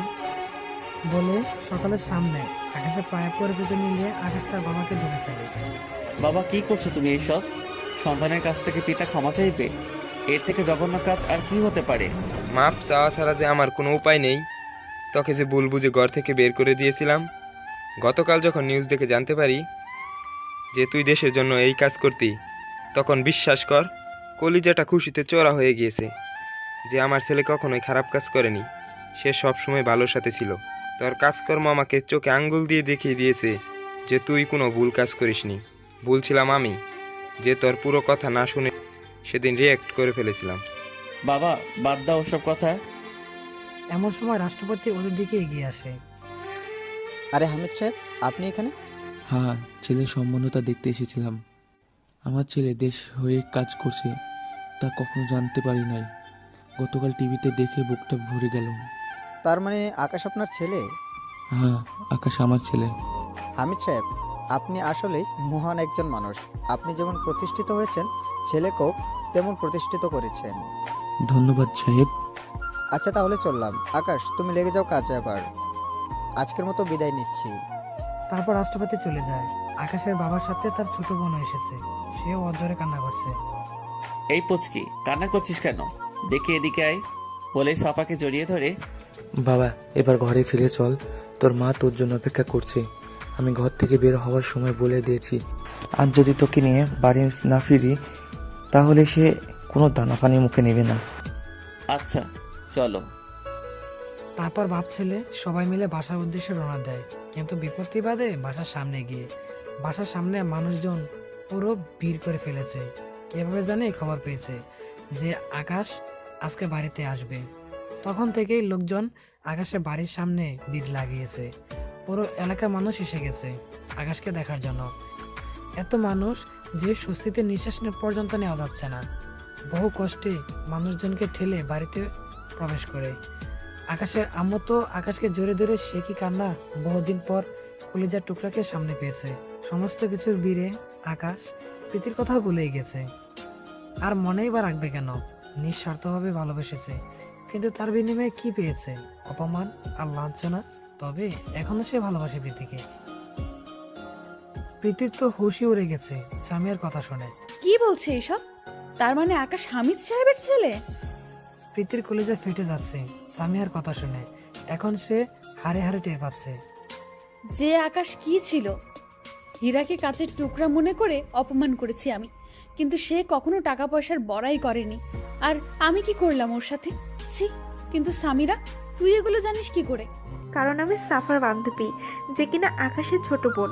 ওর পরিবার সম্পর্কে আমি জানি না এমন কিছু নাই। তাহলে তুই আমাকে আগে বলিসনি কেন? বলে কি হবে? ভালো যদি বাসার এই হতো তাহলে এমন ধারা আচরণ করতি না। তাছাড়া ভাই আমাকে বারণ করেছে। প্রীতি শব্দ করে কান্না করে দেয়। আচ্ছা হয়েছে, এখন আর কেঁদে কোনো ফায়দা নাই। উঠে গিয়ে ফ্রেশ হয়ে নে, তারপর খেয়ে নিস। আমি চললাম, অনেকটা সময় হয়েছে আমি এসেছি, যাওয়া দরকার এখন আমার। সামিয়ারা চলে যায়। প্রীতির মুখে পানি ছিটা দিয়ে রুম থেকে বের হয়ে আসে। রুম থেকে বের হয়ে এসে দেখে তার বাবা সামনে দাঁড়িয়ে আছে। তিনি কোনো কথা ছাড়াই ঠাস করে প্রীতির গালের মধ্যে সজোরে একটা থাপ্পড় বসিয়ে দেয়। প্রীতির মুখে পানি ছিটা দিয়ে রুম থেকে বের হয়ে আসে। রুম থেকে বের হয়ে এসে দেখে তার বাবা সামনে দাঁড়িয়ে আছে। তিনি কোনো কথা ছাড়াই ঠাস করে প্রীতির গালের মধ্যে সজোরে একটা থাপ্পড় বসিয়ে দেয়। প্রীতি গালে হাত দিয়ে অবাক দৃষ্টি তাকিয়ে আছে ওর বাবার দিকে। সি, আমার ভাবতেও ঘৃণা হচ্ছে যে তুই আমার মেয়ে। আমি তোর আর সামিরার কথা শুনে ফেলেছি। আমি শিওর যে আকাশ কিছুই করেনি। তুই কিছু একটা করেছিস, যার ফলে সে চলে গিয়েছে। কি করেছিস সত্যি করে বল, না হয় কিন্তু ভুলে যাব যে তুই আমার মেয়ে। তুমি ঠিকই ধরেছ, আকাশের কোনো দোষ নেই, সবটা আমিই করেছি। কারণ ওকে কেন জানি আমার সহ্য হতো না। ওর জন্য সবার কাছে আমি ছোট হয়ে যাচ্ছিলাম দিন দিন। তোমরাও ওকে আমার থেকে বেশি গুরুত্ব দিচ্ছিলে। যেখানে তোমার সম্পত্তি আমি পাওয়ার কথা, সেখানে তুমি তার নামে করে দিয়েছো। এসব আমি মানতে পারছিলাম না, তাই ওকে ডিভোর্স দিয়ে সমস্ত কিছু নিজের নামে করে নিয়েছি।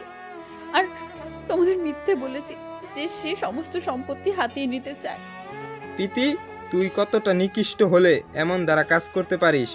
তোকে তো নিজের মেয়ে ভাবতেও আমার ঘৃণা হচ্ছে। যেই ছেলে চাইলে আমাদের থেকে আরো বহু উঁচু ফ্যামিলির মেয়ে বিয়ে করতে পারতো, সে তা না করে শুধু আমার কথায় তোকে বিয়ে করতে রাজি হয়ে গেছে। সেই ছেলের সাথে তুই এমন দ্বারা আচরণ করলি। আরে ওর কথা না হয় বাদই দিলাম, কিন্তু ওর বাবার যে একটা ভালো নাম ডাক আছে, যে বাংলাদেশ ব্যাংকের জিএম, তোর বাবার তো সেটাও নাই। তুই এমন একটা সোনার টুকরো ছেলেকে ঠকাইলি। শুনে রাখ, তোকে একটা কথা বলে রাখি, তোর কপালে সুখ নাই। তোর অনেক পস্তাতে হবে তোর কৃতকর্মের জন্য। আর আজ থেকে আমি ভুলে যাব যে প্রীতি নামক আমার কোনো মেয়ে ছিল। তিনি এটা বলে প্রীতি রুম থেকে বের হয়ে আসে। হাউমাউ করে কান্না করে দেয় প্রীতি ওর বাবার কথা শুনে। কিন্তু তার ভিতরটা কেমন যেন হয়ে আছে। সবাই ওর থেকে আকাশকে বেশি পাত্তা দিচ্ছিল, তাই সে এমন ধারা কর্মকাণ্ড করে ফেলেছে। আবার ভিতরে এটাও কাজ করছে যে এত টাকা পয়সা মালিক হওয়ার পরও ও কখনো তা নিয়ে বড়াই করেনি। আল্লাহ, এখন আমি কি করব? আমার যে কোনো কিছুই মাথায় কাজ করছে না। তবে আমি সবার উপরে থাকব, আমার থেকে বেশি গুরুত্ব কেউ কাউকে দিতে পারবে না। সেই জন্যই তো এমনটা করেছি। সারাদিন কোনো খাওয়া দাওয়া নাই, চার দেয়ালের মাঝে নিজেকে বন্দি করে রেখেছে। বিছানায় শুয়ে এপাশ ওপাশ করেছে, কিন্তু ঘুম আসছে না। চোখ থেকে ঘুম নামক শব্দটা যেন উধাও হয়ে গিয়েছে। তখনই তার চোখের সামনে ভেসে উঠছে যে সে আকাশকে জড়িয়ে ধরে ওর বুকের মধ্যে মাথা গুঁজে দিয়ে শুয়ে আছে। তার খুব ইচ্ছা করছে আকাশকে জড়িয়ে ধরে ঘুমিয়ে যেতে। কখন যে লোকটাকে জড়িয়ে ধরার মতো বদ অভ্যাস হয়ে গেছে সে নিজেও জানে না। একা ঘুমাতে ভয় করত, কিন্তু সেই ভয় কখন যে ওকে জড়িয়ে ধরায় কনভার্ট হয়ে গিয়েছে তা নিজেও ও অজানা। চোখের কোণে পানি বেয়ে পড়ছে। নিজেকে নিজেই প্রশ্ন করলাম, আচ্ছা লোকটাকে কি আমি চাই? ওকে ছাড়া যে কোনো কিছুতেই শান্তি পাচ্ছি না, তার মানে ওকে চাই আমার। হ্যাঁ, আমি কাল সকালেই ওর কাছে ফিরে যাব, কিন্তু সে কি আমায় মেনে নেবে? আবার কি সে আগের মতন করে ভালোবাসবে? কলিজাটা ছিঁড়ে যাচ্ছে একদম মানুষটার জন্য।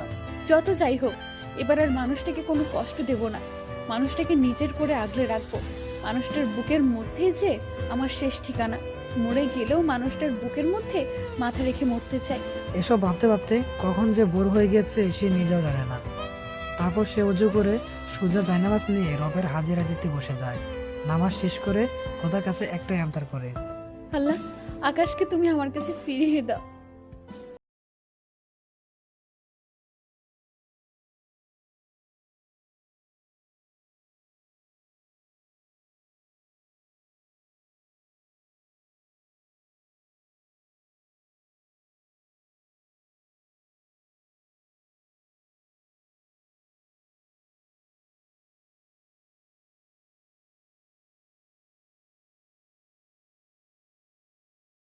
মেনে নেবে কিনা? যদি মেনে নেয় তাহলে ওর সাথেই ঘরে ফিরবো, আর যদি না মেনে নেয় তাহলে এই মুখ আর কাউকে কখনো দেখাবো না, দূরে কোথাও চলে যাব। এমন কিছু দেখতে পেয়ে প্রীতির আম্মু দৌড়ে গিয়ে প্রীতির আব্বুকে কাগজটা দেখায়। প্রীতির আব্বু কি বলবে ভেবে পাচ্ছে না।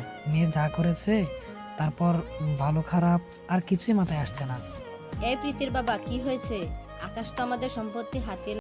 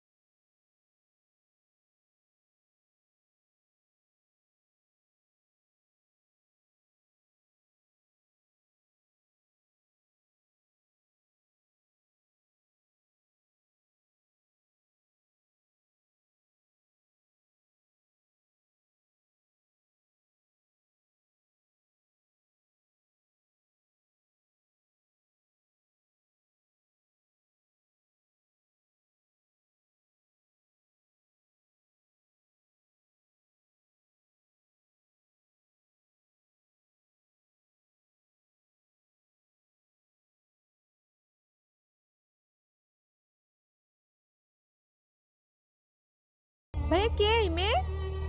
চিনি না আমি, কে এই মেয়ে? ওকে চলে যেতে বল। বলে হেঁটে চলে আসতে যাব। ঠিক তখনই প্রীতি পিছন থেকে পা দুটো ঝাপটে ধরে। প্লিজ আকাশ, তুমি আমায় মাফ করে দাও। এই মেয়ে, পা ছাড়ো। না, আমি পা ছাড়বো না। তুমি আগে বলো আমায় মাফ করে দিয়েছো। এই মেয়ে, পা ছাড়তে বলেছি না? বলে ঝাটকা দিয়ে প্রীতির থেকে পা ছাড়িয়ে নিলাম। প্রচণ্ড রাগ হচ্ছিল। কি সমস্যা তোর? হ্যাঁ, এখানে কেন এসেছিস? এত অপমান করার পরেও কি মন ভরেনি, নাকি আরো বাকি আছে অপমান করা? প্লিজ আমায় ভুল বোঝো না। রাগ তোর অনুতপ্ত তোর কাছে। তোর মতো মেয়ের দরকার নেই আমার। আকাশ, কি রে, কি হয়েছে? কে এই মেয়ে? বলে আকাশের আম্মু ডাইনিং টেবিল ছেড়ে উঠে আসে। আম্মু হবে কেউ, প্লিজ ওকে চলে যেতে বলো, না হয় আমি কিন্তু এখন ওকে ঘাড় ধাক্কা দিয়ে ঘর থেকে বের করে দিব। আরে বাবা, তুই এত রাখছিস কেন? এই মেয়ে কে তুমি? আমি আপনার ছেলের বউ।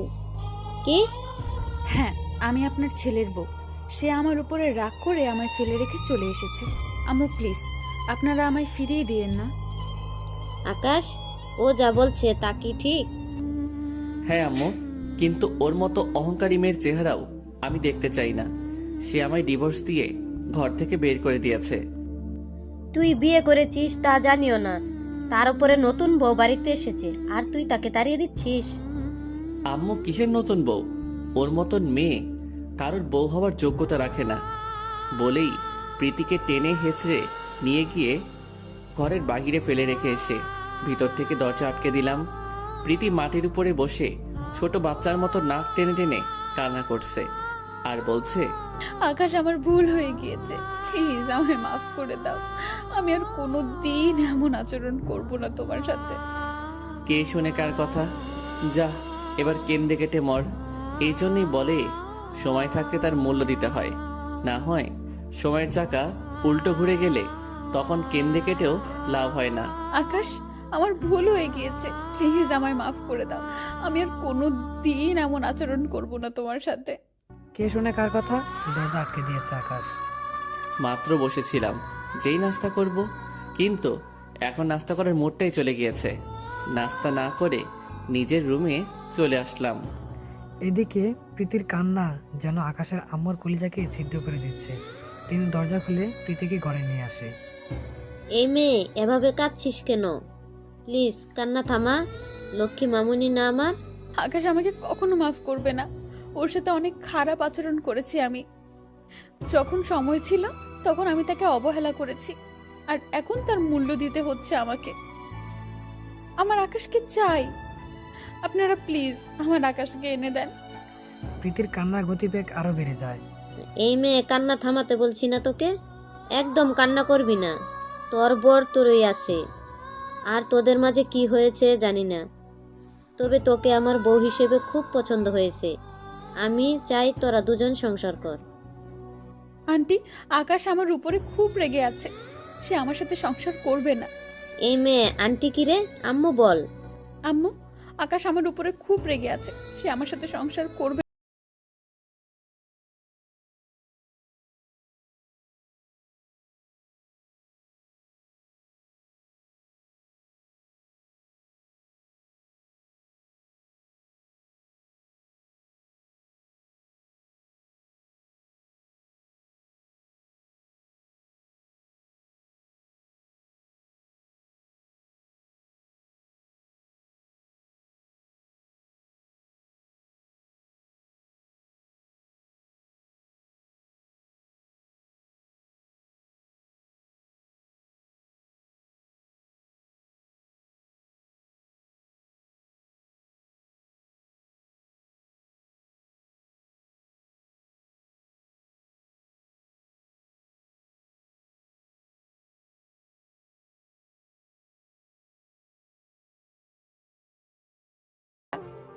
বাসবো।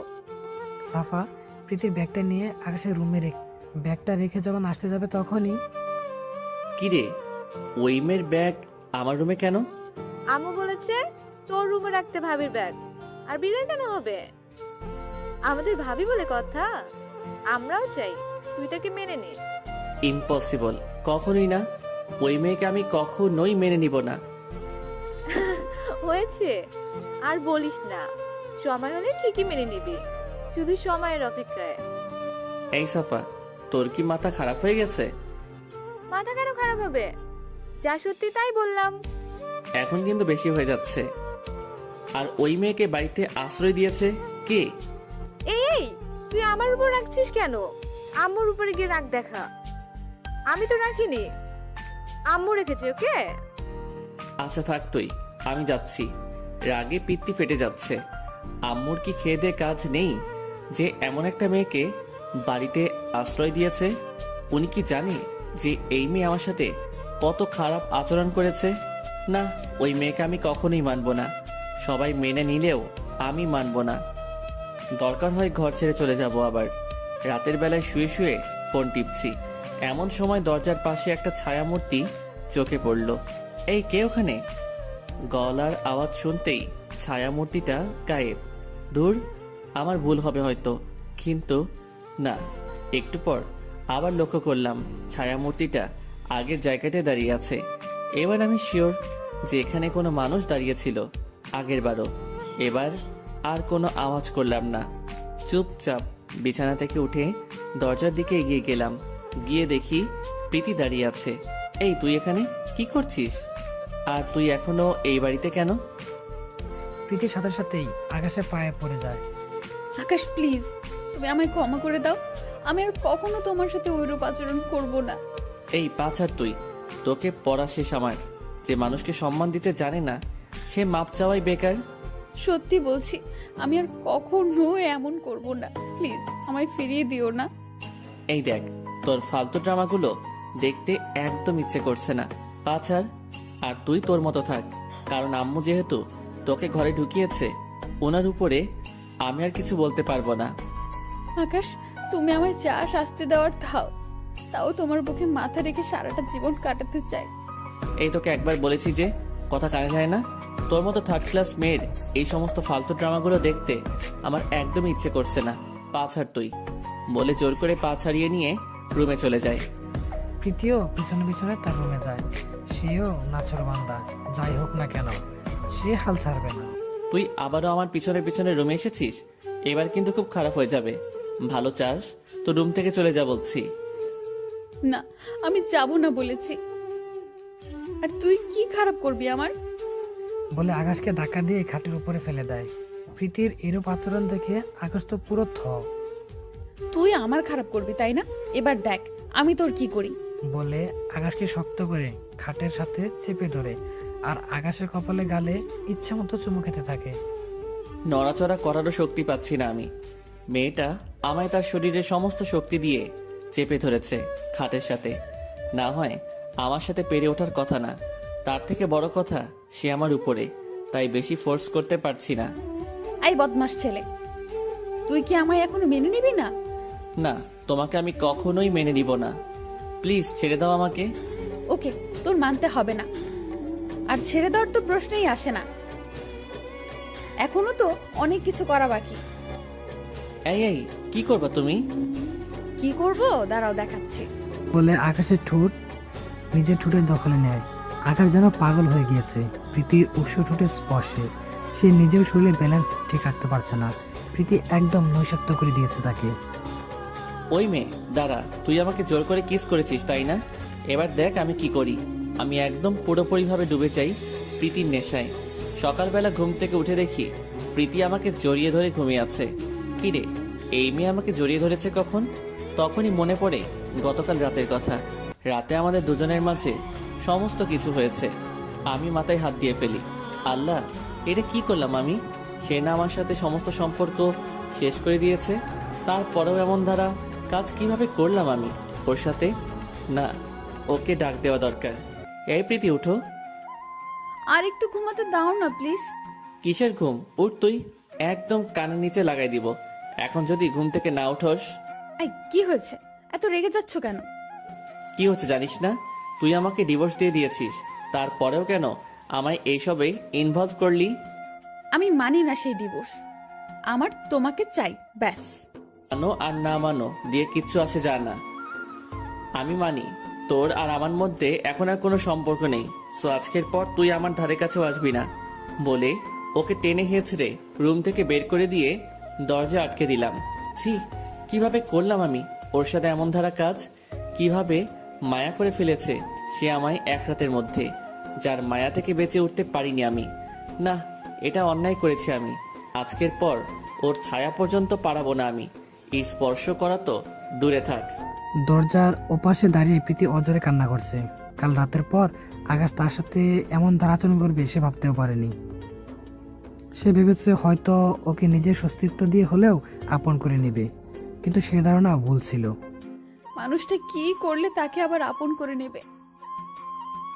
নিজের ভুলের জন্যই যে মানুষটাকে হারাতে চলেছে। যেই মানুষটা আমার বুকে নিয়ে ঘুমাতো, সে আজ টেনে হিচড়ে ঘর থেকে বের করে দিচ্ছে। হে আল্লাহ, তুমি আমার পথ দেখিয়ে দাও।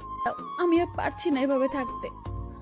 চোখের পানিগুলো মুছে নিচে চলে যায়। কিরে, কেমন কাটলো রাত তোদের? আকাশ কিছু বলেনি তো? না আম্মু, কিচ্ছু বলেনি। আর রাত অনেক ভালো কেটেছে আম্মু। শোন, আস্তে আস্তে সব কিছুই আগের মতো হয়ে যাবে। শুধু একটু ধৈর্য ধারণ কর মা। একদিনেই তো আর সব আগের মতো হয়ে যাবে না, একটু সময় লাগবে। আর ধৈর্য ধরলে তার ফল পাওয়া যায়। হ্যাঁ আম্মু। অপরদিকে আকাশ এখনো নিজেকে নর্মাল করতে পারছে না। নিজের ভিতরে কেমন যেন একটা অপরাধবোধ কাজ করছে। তবে একটা জিনিস, প্রীতিকে কিন্তু সে এখনো ডিভোর্স দেয়নি। যদিও প্রীতি ডিভোর্স পেপারে সাইন করে দিয়েছে, কিন্তু আকাশ তা করেনি। দিন পেরিয়ে চলছে, আকাশ সেই আগের জায়গাতে আটকে আছে। সে প্রীতিকে কখনোই ক্ষমা করবে না। প্রীতিও তার প্রচেষ্টা চালাচ্ছে, সেও হেরে যাবার মতো মানুষ নয়। সে আকাশকে তার ভালোবাসা দিয়ে ভুলিয়ে দিবে পেছনের সমস্ত অতীত। কিন্তু আকাশের রাগ কোনোভাবেই ভাঙাতে পারছে না। আকাশ তো প্রীতিকে তার ধারে কাছেও ঘেঁষতে দেয় না। কিন্তু রাতের বেলায় দুজনে একই সাথেই রুমে থাকে, মাঝে বাংলাদেশ আর পাকিস্তান বর্ডারের মতো করে কোলবালিশ দিয়ে। কিন্তু কে মানে সেই বর্ডার? আকাশ ঘুমিয়ে গেলে প্রীতি কোলবালিশটা সরিয়ে তাকে জড়িয়ে ধরে। আর সকালবেলা আকাশ ঘুম থেকে ওঠার আগেই প্রীতি তাকে ছেড়ে দেয়। একদিন সকালবেলায় প্রীতির বাবা মা প্রীতিকে দেখতে আসে। প্রীতি আগের চাইতে অনেক শুকিয়ে গেছে। তারা প্রীতির চেহারা দেখেই বুঝে ফেলে যে তাদের মধ্যে কোনো কিছুই ভালো চলছে না। প্রীতি, তোকে একটা কথা বলি, আজ তোর ভুলের জন্যই তোর এমন হাল হয়েছে। চুপ করে আছি বাবার কথা শুনে। কি বলবো? যা সত্যি তাই বলেছি। কিন্তু নিজের শরীরের তো খেয়াল রাখবি নাকি? ভুল করেছিস সেটা মানলাম, কিন্তু নিজের শরীরের এমন হাল করেছিস কেন? জানিস তোর উপরে আমার অনেক রাগ ছিল, কিন্তু এখন তোকে দেখার পর সমস্ত রাগ পানি হয়ে গেছে। মারে চল তুই আমাদের সাথে, তোকে আর এখানে থাকতে হবে না। আর জামাইকে আমি বুঝিয়ে বলবো, সে যেন তোকে আবার মেনে নেয়। বাবা, তার আর কোনো প্রয়োজন নেই। আকাশ কখনো আর আগের মতো করে আমায় ভালোবাসবে না। তুমি যতই মিনতি করো না কেন, কাজ হবে না। কারণ একবার মানুষের মন থেকে উঠে গেলে পরবর্তীতে তাকে জায়গা দেওয়া অনেক কঠিন হয়ে যায়। আমার ক্ষেত্রেও তাই হয়েছে। আর আমি মরি বা বাঁচি, কিন্তু এবারেই আমি ছাড়বো না। যতদিন হায়াত আছে এ বাড়িতেই থাকবো, আর আকাশকে মানানোর চেষ্টা করব। মারে বিশ্বাস কর, তোর চোখে সত্যিকারের ভালোবাসা দেখতে পাচ্ছি আমি। সেদিন হয়তো রাগের বসে তোকে অনেকগুলো কথা শুনাইছি, কিন্তু আজ মন থেকে দোয়া করব আকাশ যাতে তোকে আবার মেনে নেয় আর আগের মতো করে ভালোবাসে। হ্যাঁ, এটাই করো। সারাদিন থেকে বিকেলবেলায় ওনারা নিজেদের বাসা ফিরে যান। ওনারা থাকাকালীন সময়ে আকাশ তাদেরকে বাবা মার মতোই সম্মান করেছে। বিগত কিছুদিন ধরে প্রীতি লক্ষ্য করছে তার সাথে কেমন যেন অদ্ভুত ধরনের কিছু একটা ঘটেছে। সে অনুভব করে সে মা হতে চলেছে। তার খুব ইচ্ছে করছে আকাশকে বলতে, আকাশ, আমাদের সন্তান পৃথিবীতে আসতে চলেছে, এবার তো তুমি আমায় মেনে নাও। কিন্তু না, সে ভালো করে জানে যে আকাশ তাকে মেনে নেবে না, যতই বলুক না কেন। তাই সে বিষয়টা নিজের ভিতরে লুকিয়ে রাখে। প্রীতি দিন দিন কেমন যেন দুর্বল হয়ে পড়ছে। এখন আর আগের মতো আকাশকে বিরক্ত করে না, কেমন যেন চুপচাপ হয়ে গিয়েছে। আগে তো আকাশকে হাজার রকম ভাবে মানানোর চেষ্টা করত, সবসময় ওর কেয়ার করত, কোনো দিকে যেন কমতি না থাকে। কিন্তু এখন আর সেরকম কিছুই করে না। আর করবেই বা কি করে? সে নিজের কেয়ারই ঠিক মতন করতে পারছে না। ইদানিং প্রীতি যেন কেমন নীরব হয়ে গিয়েছে। আচ্ছা, মেয়েটার কিছু হলো না তো? মেয়েটা আগে সব সময় আমার পিছে পিছে পড়ে থাকতো, সব সময় আমার দেখাশোনা করত, কিন্তু এখন কেমন যেন এক ধরনের হয়ে গিয়েছে। সে কি জানে না যে তাকে নিয়ে যে খাচ্ছিল সেটা ভালোবাসা দিয়ে অনেক আগে সে পূরণ করে দিয়েছে? না, ওর সাথে আবার আগের মতো হয়ে যাব। খুব ভালোবাসবো মেয়েটাকে, একদম শুরুতে যেমন বেসেছিলাম ঠিক তেমন করেই ভালোবাসবো।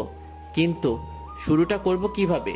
সমস্ত কিছুই যে গুলিয়ে ফেলছি, আর ওকে ইগনোর করতে করতে কেমন যেন একটা সংকোচ বোধ চলে এসেছে নিজের মধ্যে।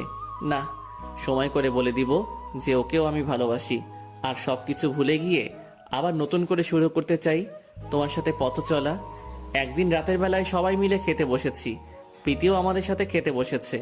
সে প্লেটে খাবার নিয়ে না খেয়ে সেটা হাত দিয়ে নাড়াচাড়া করছে। এই মেয়ে, না খেয়ে বসে আছো কেন? কোনো কথা বলছি না। আকাশের দিকে অসহায় দৃষ্টিতে তাকিয়ে নজরটা নিচে নামিয়ে ফেললাম। একদম খেতে ইচ্ছে করছে না, খাবার যেন পেট দিয়ে ঢুকছেই না। মুখটা পুরো তেতো হয়ে আছে, যা খাচ্ছি তাই যেন বিষের মতো মনে হচ্ছে। প্রীতির এমন আচরণ দেখে বুঝতে বাকি রইল না যে মেয়েটার কিছু একটা হয়েছে। ওর অসহায় চাহনিটা কিছু একটা ইঙ্গিত করছে আমায়। কোনো কথা না বলে ওর সামনে থেকে খাবারের প্লেটটা নিয়ে নিলাম। আকাশের এমন কর্মকাণ্ড দেখে প্রীতি থ হয়ে দাঁড়িয়ে আছে ওর দিকে। অনেক সময় ধরে দেখছি খাবার না খেয়ে খালি খাবারগুলো নিয়ে নাড়াচাড়া করছো। তোমার আর খেতে হবে না, আমি খাইয়ে দিচ্ছি। এখনই চোখের কোণ বেয়ে পানি পড়বে পড়বে অবস্থা। লোকটা আমায় খাইয়ে দিবে, যেটা বিশ্বাসই হচ্ছে না। কোনো কথা না বলে ওর হাত থেকে খাবারটা খেয়ে নিলাম। এখন কেমন যেন আবার তেতো লাগছে না। পুরোটা খাবার সে আমায় নিজ হাতে খাইয়ে দিয়েছে। ভেতরটা খুশিতে ভরে উঠেছে। খাবার শেষ করে উঠতে যাব, এমন সময় শাশুড়ি আম্মা বলল, প্রীতি বসো, সবার সাথে একটু কথা আছে। সবার খাওয়া শেষ হোক। আচ্ছা আম্মু। কিছুক্ষণ পর সবার তো খাওয়া শেষ, তাহলে এবার বলি। আমি চাচ্ছিলাম আমরা পরিবারের সকলে মিলে কোথাও ঘুরতে যাব। আকাশ, কি বলিস? কেমন হবে? হ্যাঁ আম্মু, অনেক ভালো হবে। অনেক দিন হয়েছে যে সবাই মিলে ঘুরতে যাওয়া হয় না। আচ্ছা, তাহলে কাল আমরা সবাই মিলে পাহাড়ি এলাকায় ঘুরতে যাব। সবাই রেডি হয়ে থেকো। এদিকে ভিতরে ভিতরে আকাশ তো সেই খুশি, কারণ এমন একটা সুন্দর প্লেস খুঁজছিল যেখানে সে প্রীতিকে প্রপোজ করবে। আমার দুনিয়াদারি যেন মুহূর্তের মধ্যেই পাল্টে গেল। প্রীতি বলে সজোরে চিৎকার করে জ্ঞান হারিয়ে ফেললাম। তারপর সবাই মিলে ওদের হসপিটাল নিয়ে যায়। এভাবেই কেটে যায় 3টা দিন। আজ 3 দিন পর জ্ঞান ফিরে এসেছে। জ্ঞান ফেরার পর প্রীতিকে কোথাও দেখতে পাচ্ছি না। পাশেই তাকিয়ে দেখি একজন নার্স দাঁড়িয়ে আছে। এই যে নার্স, আপনি আমার প্রীতিকে দেখেছেন? সে কোথায়? আপনি প্লিজ ওকে একটু ডেকে দিন না। নার্স কেবিন থেকে বের হয়। এই যে আপনাদের মধ্যে প্রীতিকে, প্লিজ তিনি একটু ভেতরে আসুন। আকাশের আম্মু কেবিনের ভিতরে যায়। আকাশ ওর আম্মুকে দেখতে পেয়ে, আম্মু, প্রীতি কেমন আছে? সে ঠিক আছে তো? বাবা, তুই প্লিজ শান্ত হ। না, আমি শান্ত হব না। আগে বলো, প্রীতি ঠিক আছে তো? বাবা, প্রীতি আর এই দুনিয়ায় নাই। বলে কান্না করে দেয়। কোনো কথা বের হচ্ছে না আকাশের মুখ দিয়ে। এমন কথা শোনার পর চোখের জলে পুরো বালিশ ভিজে গেছে। আকাশকে রিলিজ করে বাড়িতে আনা হয়। তার দুনিয়াদারি কেমন যেন থমকে গেছে। প্রীতি এই দুনিয়ায় নাই, সেটা এখনো তার বিশেষ হচ্ছে না। কিভাবে পারলি তুই আমায় একে করে চলে যেতে? এখন আমার কি হবে? তুই কি একটাবারও ভাবলি না তুই ছাড়া যে আমি অসম্পূর্ণ?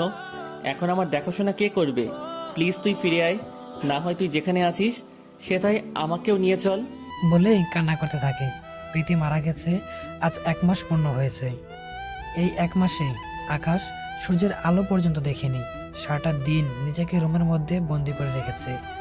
তার একটাই কথা, প্রীতিকে ছাড়া সে অসম্পূর্ণ। প্রীতি যা যা ব্যবহার করতো সেখানে সেখানে প্রীতির হাতের ছোঁয়া লেগেছে। সেগুলো বুকের সাথে জড়িয়ে ধরে সারা দিন কান্না করে। আলমারিতে প্রীতির পছন্দের একটা জামদানি শাড়ি ছিল। আকাশ আলমারি খুলে সেটা নামায়, তারপর সেটাকে শক্ত করে জড়িয়ে ধরে। এটা তোর সবচাইতে পছন্দের একটা শাড়ি ছিল। এখন এই শাড়িগুলো কে পরবে? কে শাড়িগুলো পরে আমার সামনে বারবার ঘুরঘুর করবে, শুধু এই আশায় যে আমি তাকে কাছে টেনে নিব। আকাশ অজরে কান্না করছে শাড়িটাকে জড়িয়ে ধরে। ঠিক তখনই শাড়ি বাস থেকে কিছু একটা নিচে পড়ে। আকাশ সেটাকে হাতে নিয়ে দেখে একটা ফাইল, যেটাতে মেট্রোপলিটন হসপিটালের নাম লেখা। ফাইল খুলে দেখে তার ভিতরে লেখা ছিল কিভাবে শরীরের যত্ন নেবে, কিভাবে বেবির যত্ন নেবে। তার মানে প্রীতি মা হতে যাচ্ছিল, আর সে লুকিয়ে ডক্টর দেখিয়েছে। না হয়তো আমি জানতাম। এটা দেখার পর ইচ্ছে করছে গলা ফাটিয়ে চিৎকার করে কান্না করি। কলিজারে, তুই কেন আমায় বাঁচাতে গেলি? তোর জায়গায় আমি মরে যেতাম। তাও তো তুই আর আমার বেবিটা ভালো থাকতি। তোর মৃত্যুর জন্য যে আমি দায়ী। আমি যে নিজেকে কোনো দিনই ক্ষমা করতে পারবো না। বাকিটা জীবন কিভাবে কাটাবো আমি? আত্মহত্যা যে মহাপাপ। না হয় আমিও নিজেকে শেষ করে দিতাম। অতিরিক্ত প্রেশারের ফলে সেও মানসিক ভারসাম্য হারিয়ে ফেলে। তার উপরে খাওয়া দাওয়া নেই। একটা সময় অসুস্থ হয়ে বিছানায় পড়ে যায়। হয়তো প্রীতি তাকে স্মরণ করছে পরপরে সংসার করার জন্য দুজন মিলে। কলিজা, তুমি থাকো সেথায়, যেটাই থাকবে না কোনো মরণের ভয়। আমিও আসিতেছি সেটাই, মৃত্যু সুধা পান করিয়া দুজনে মিলিয়া করিব মৃত্যুকে জয়।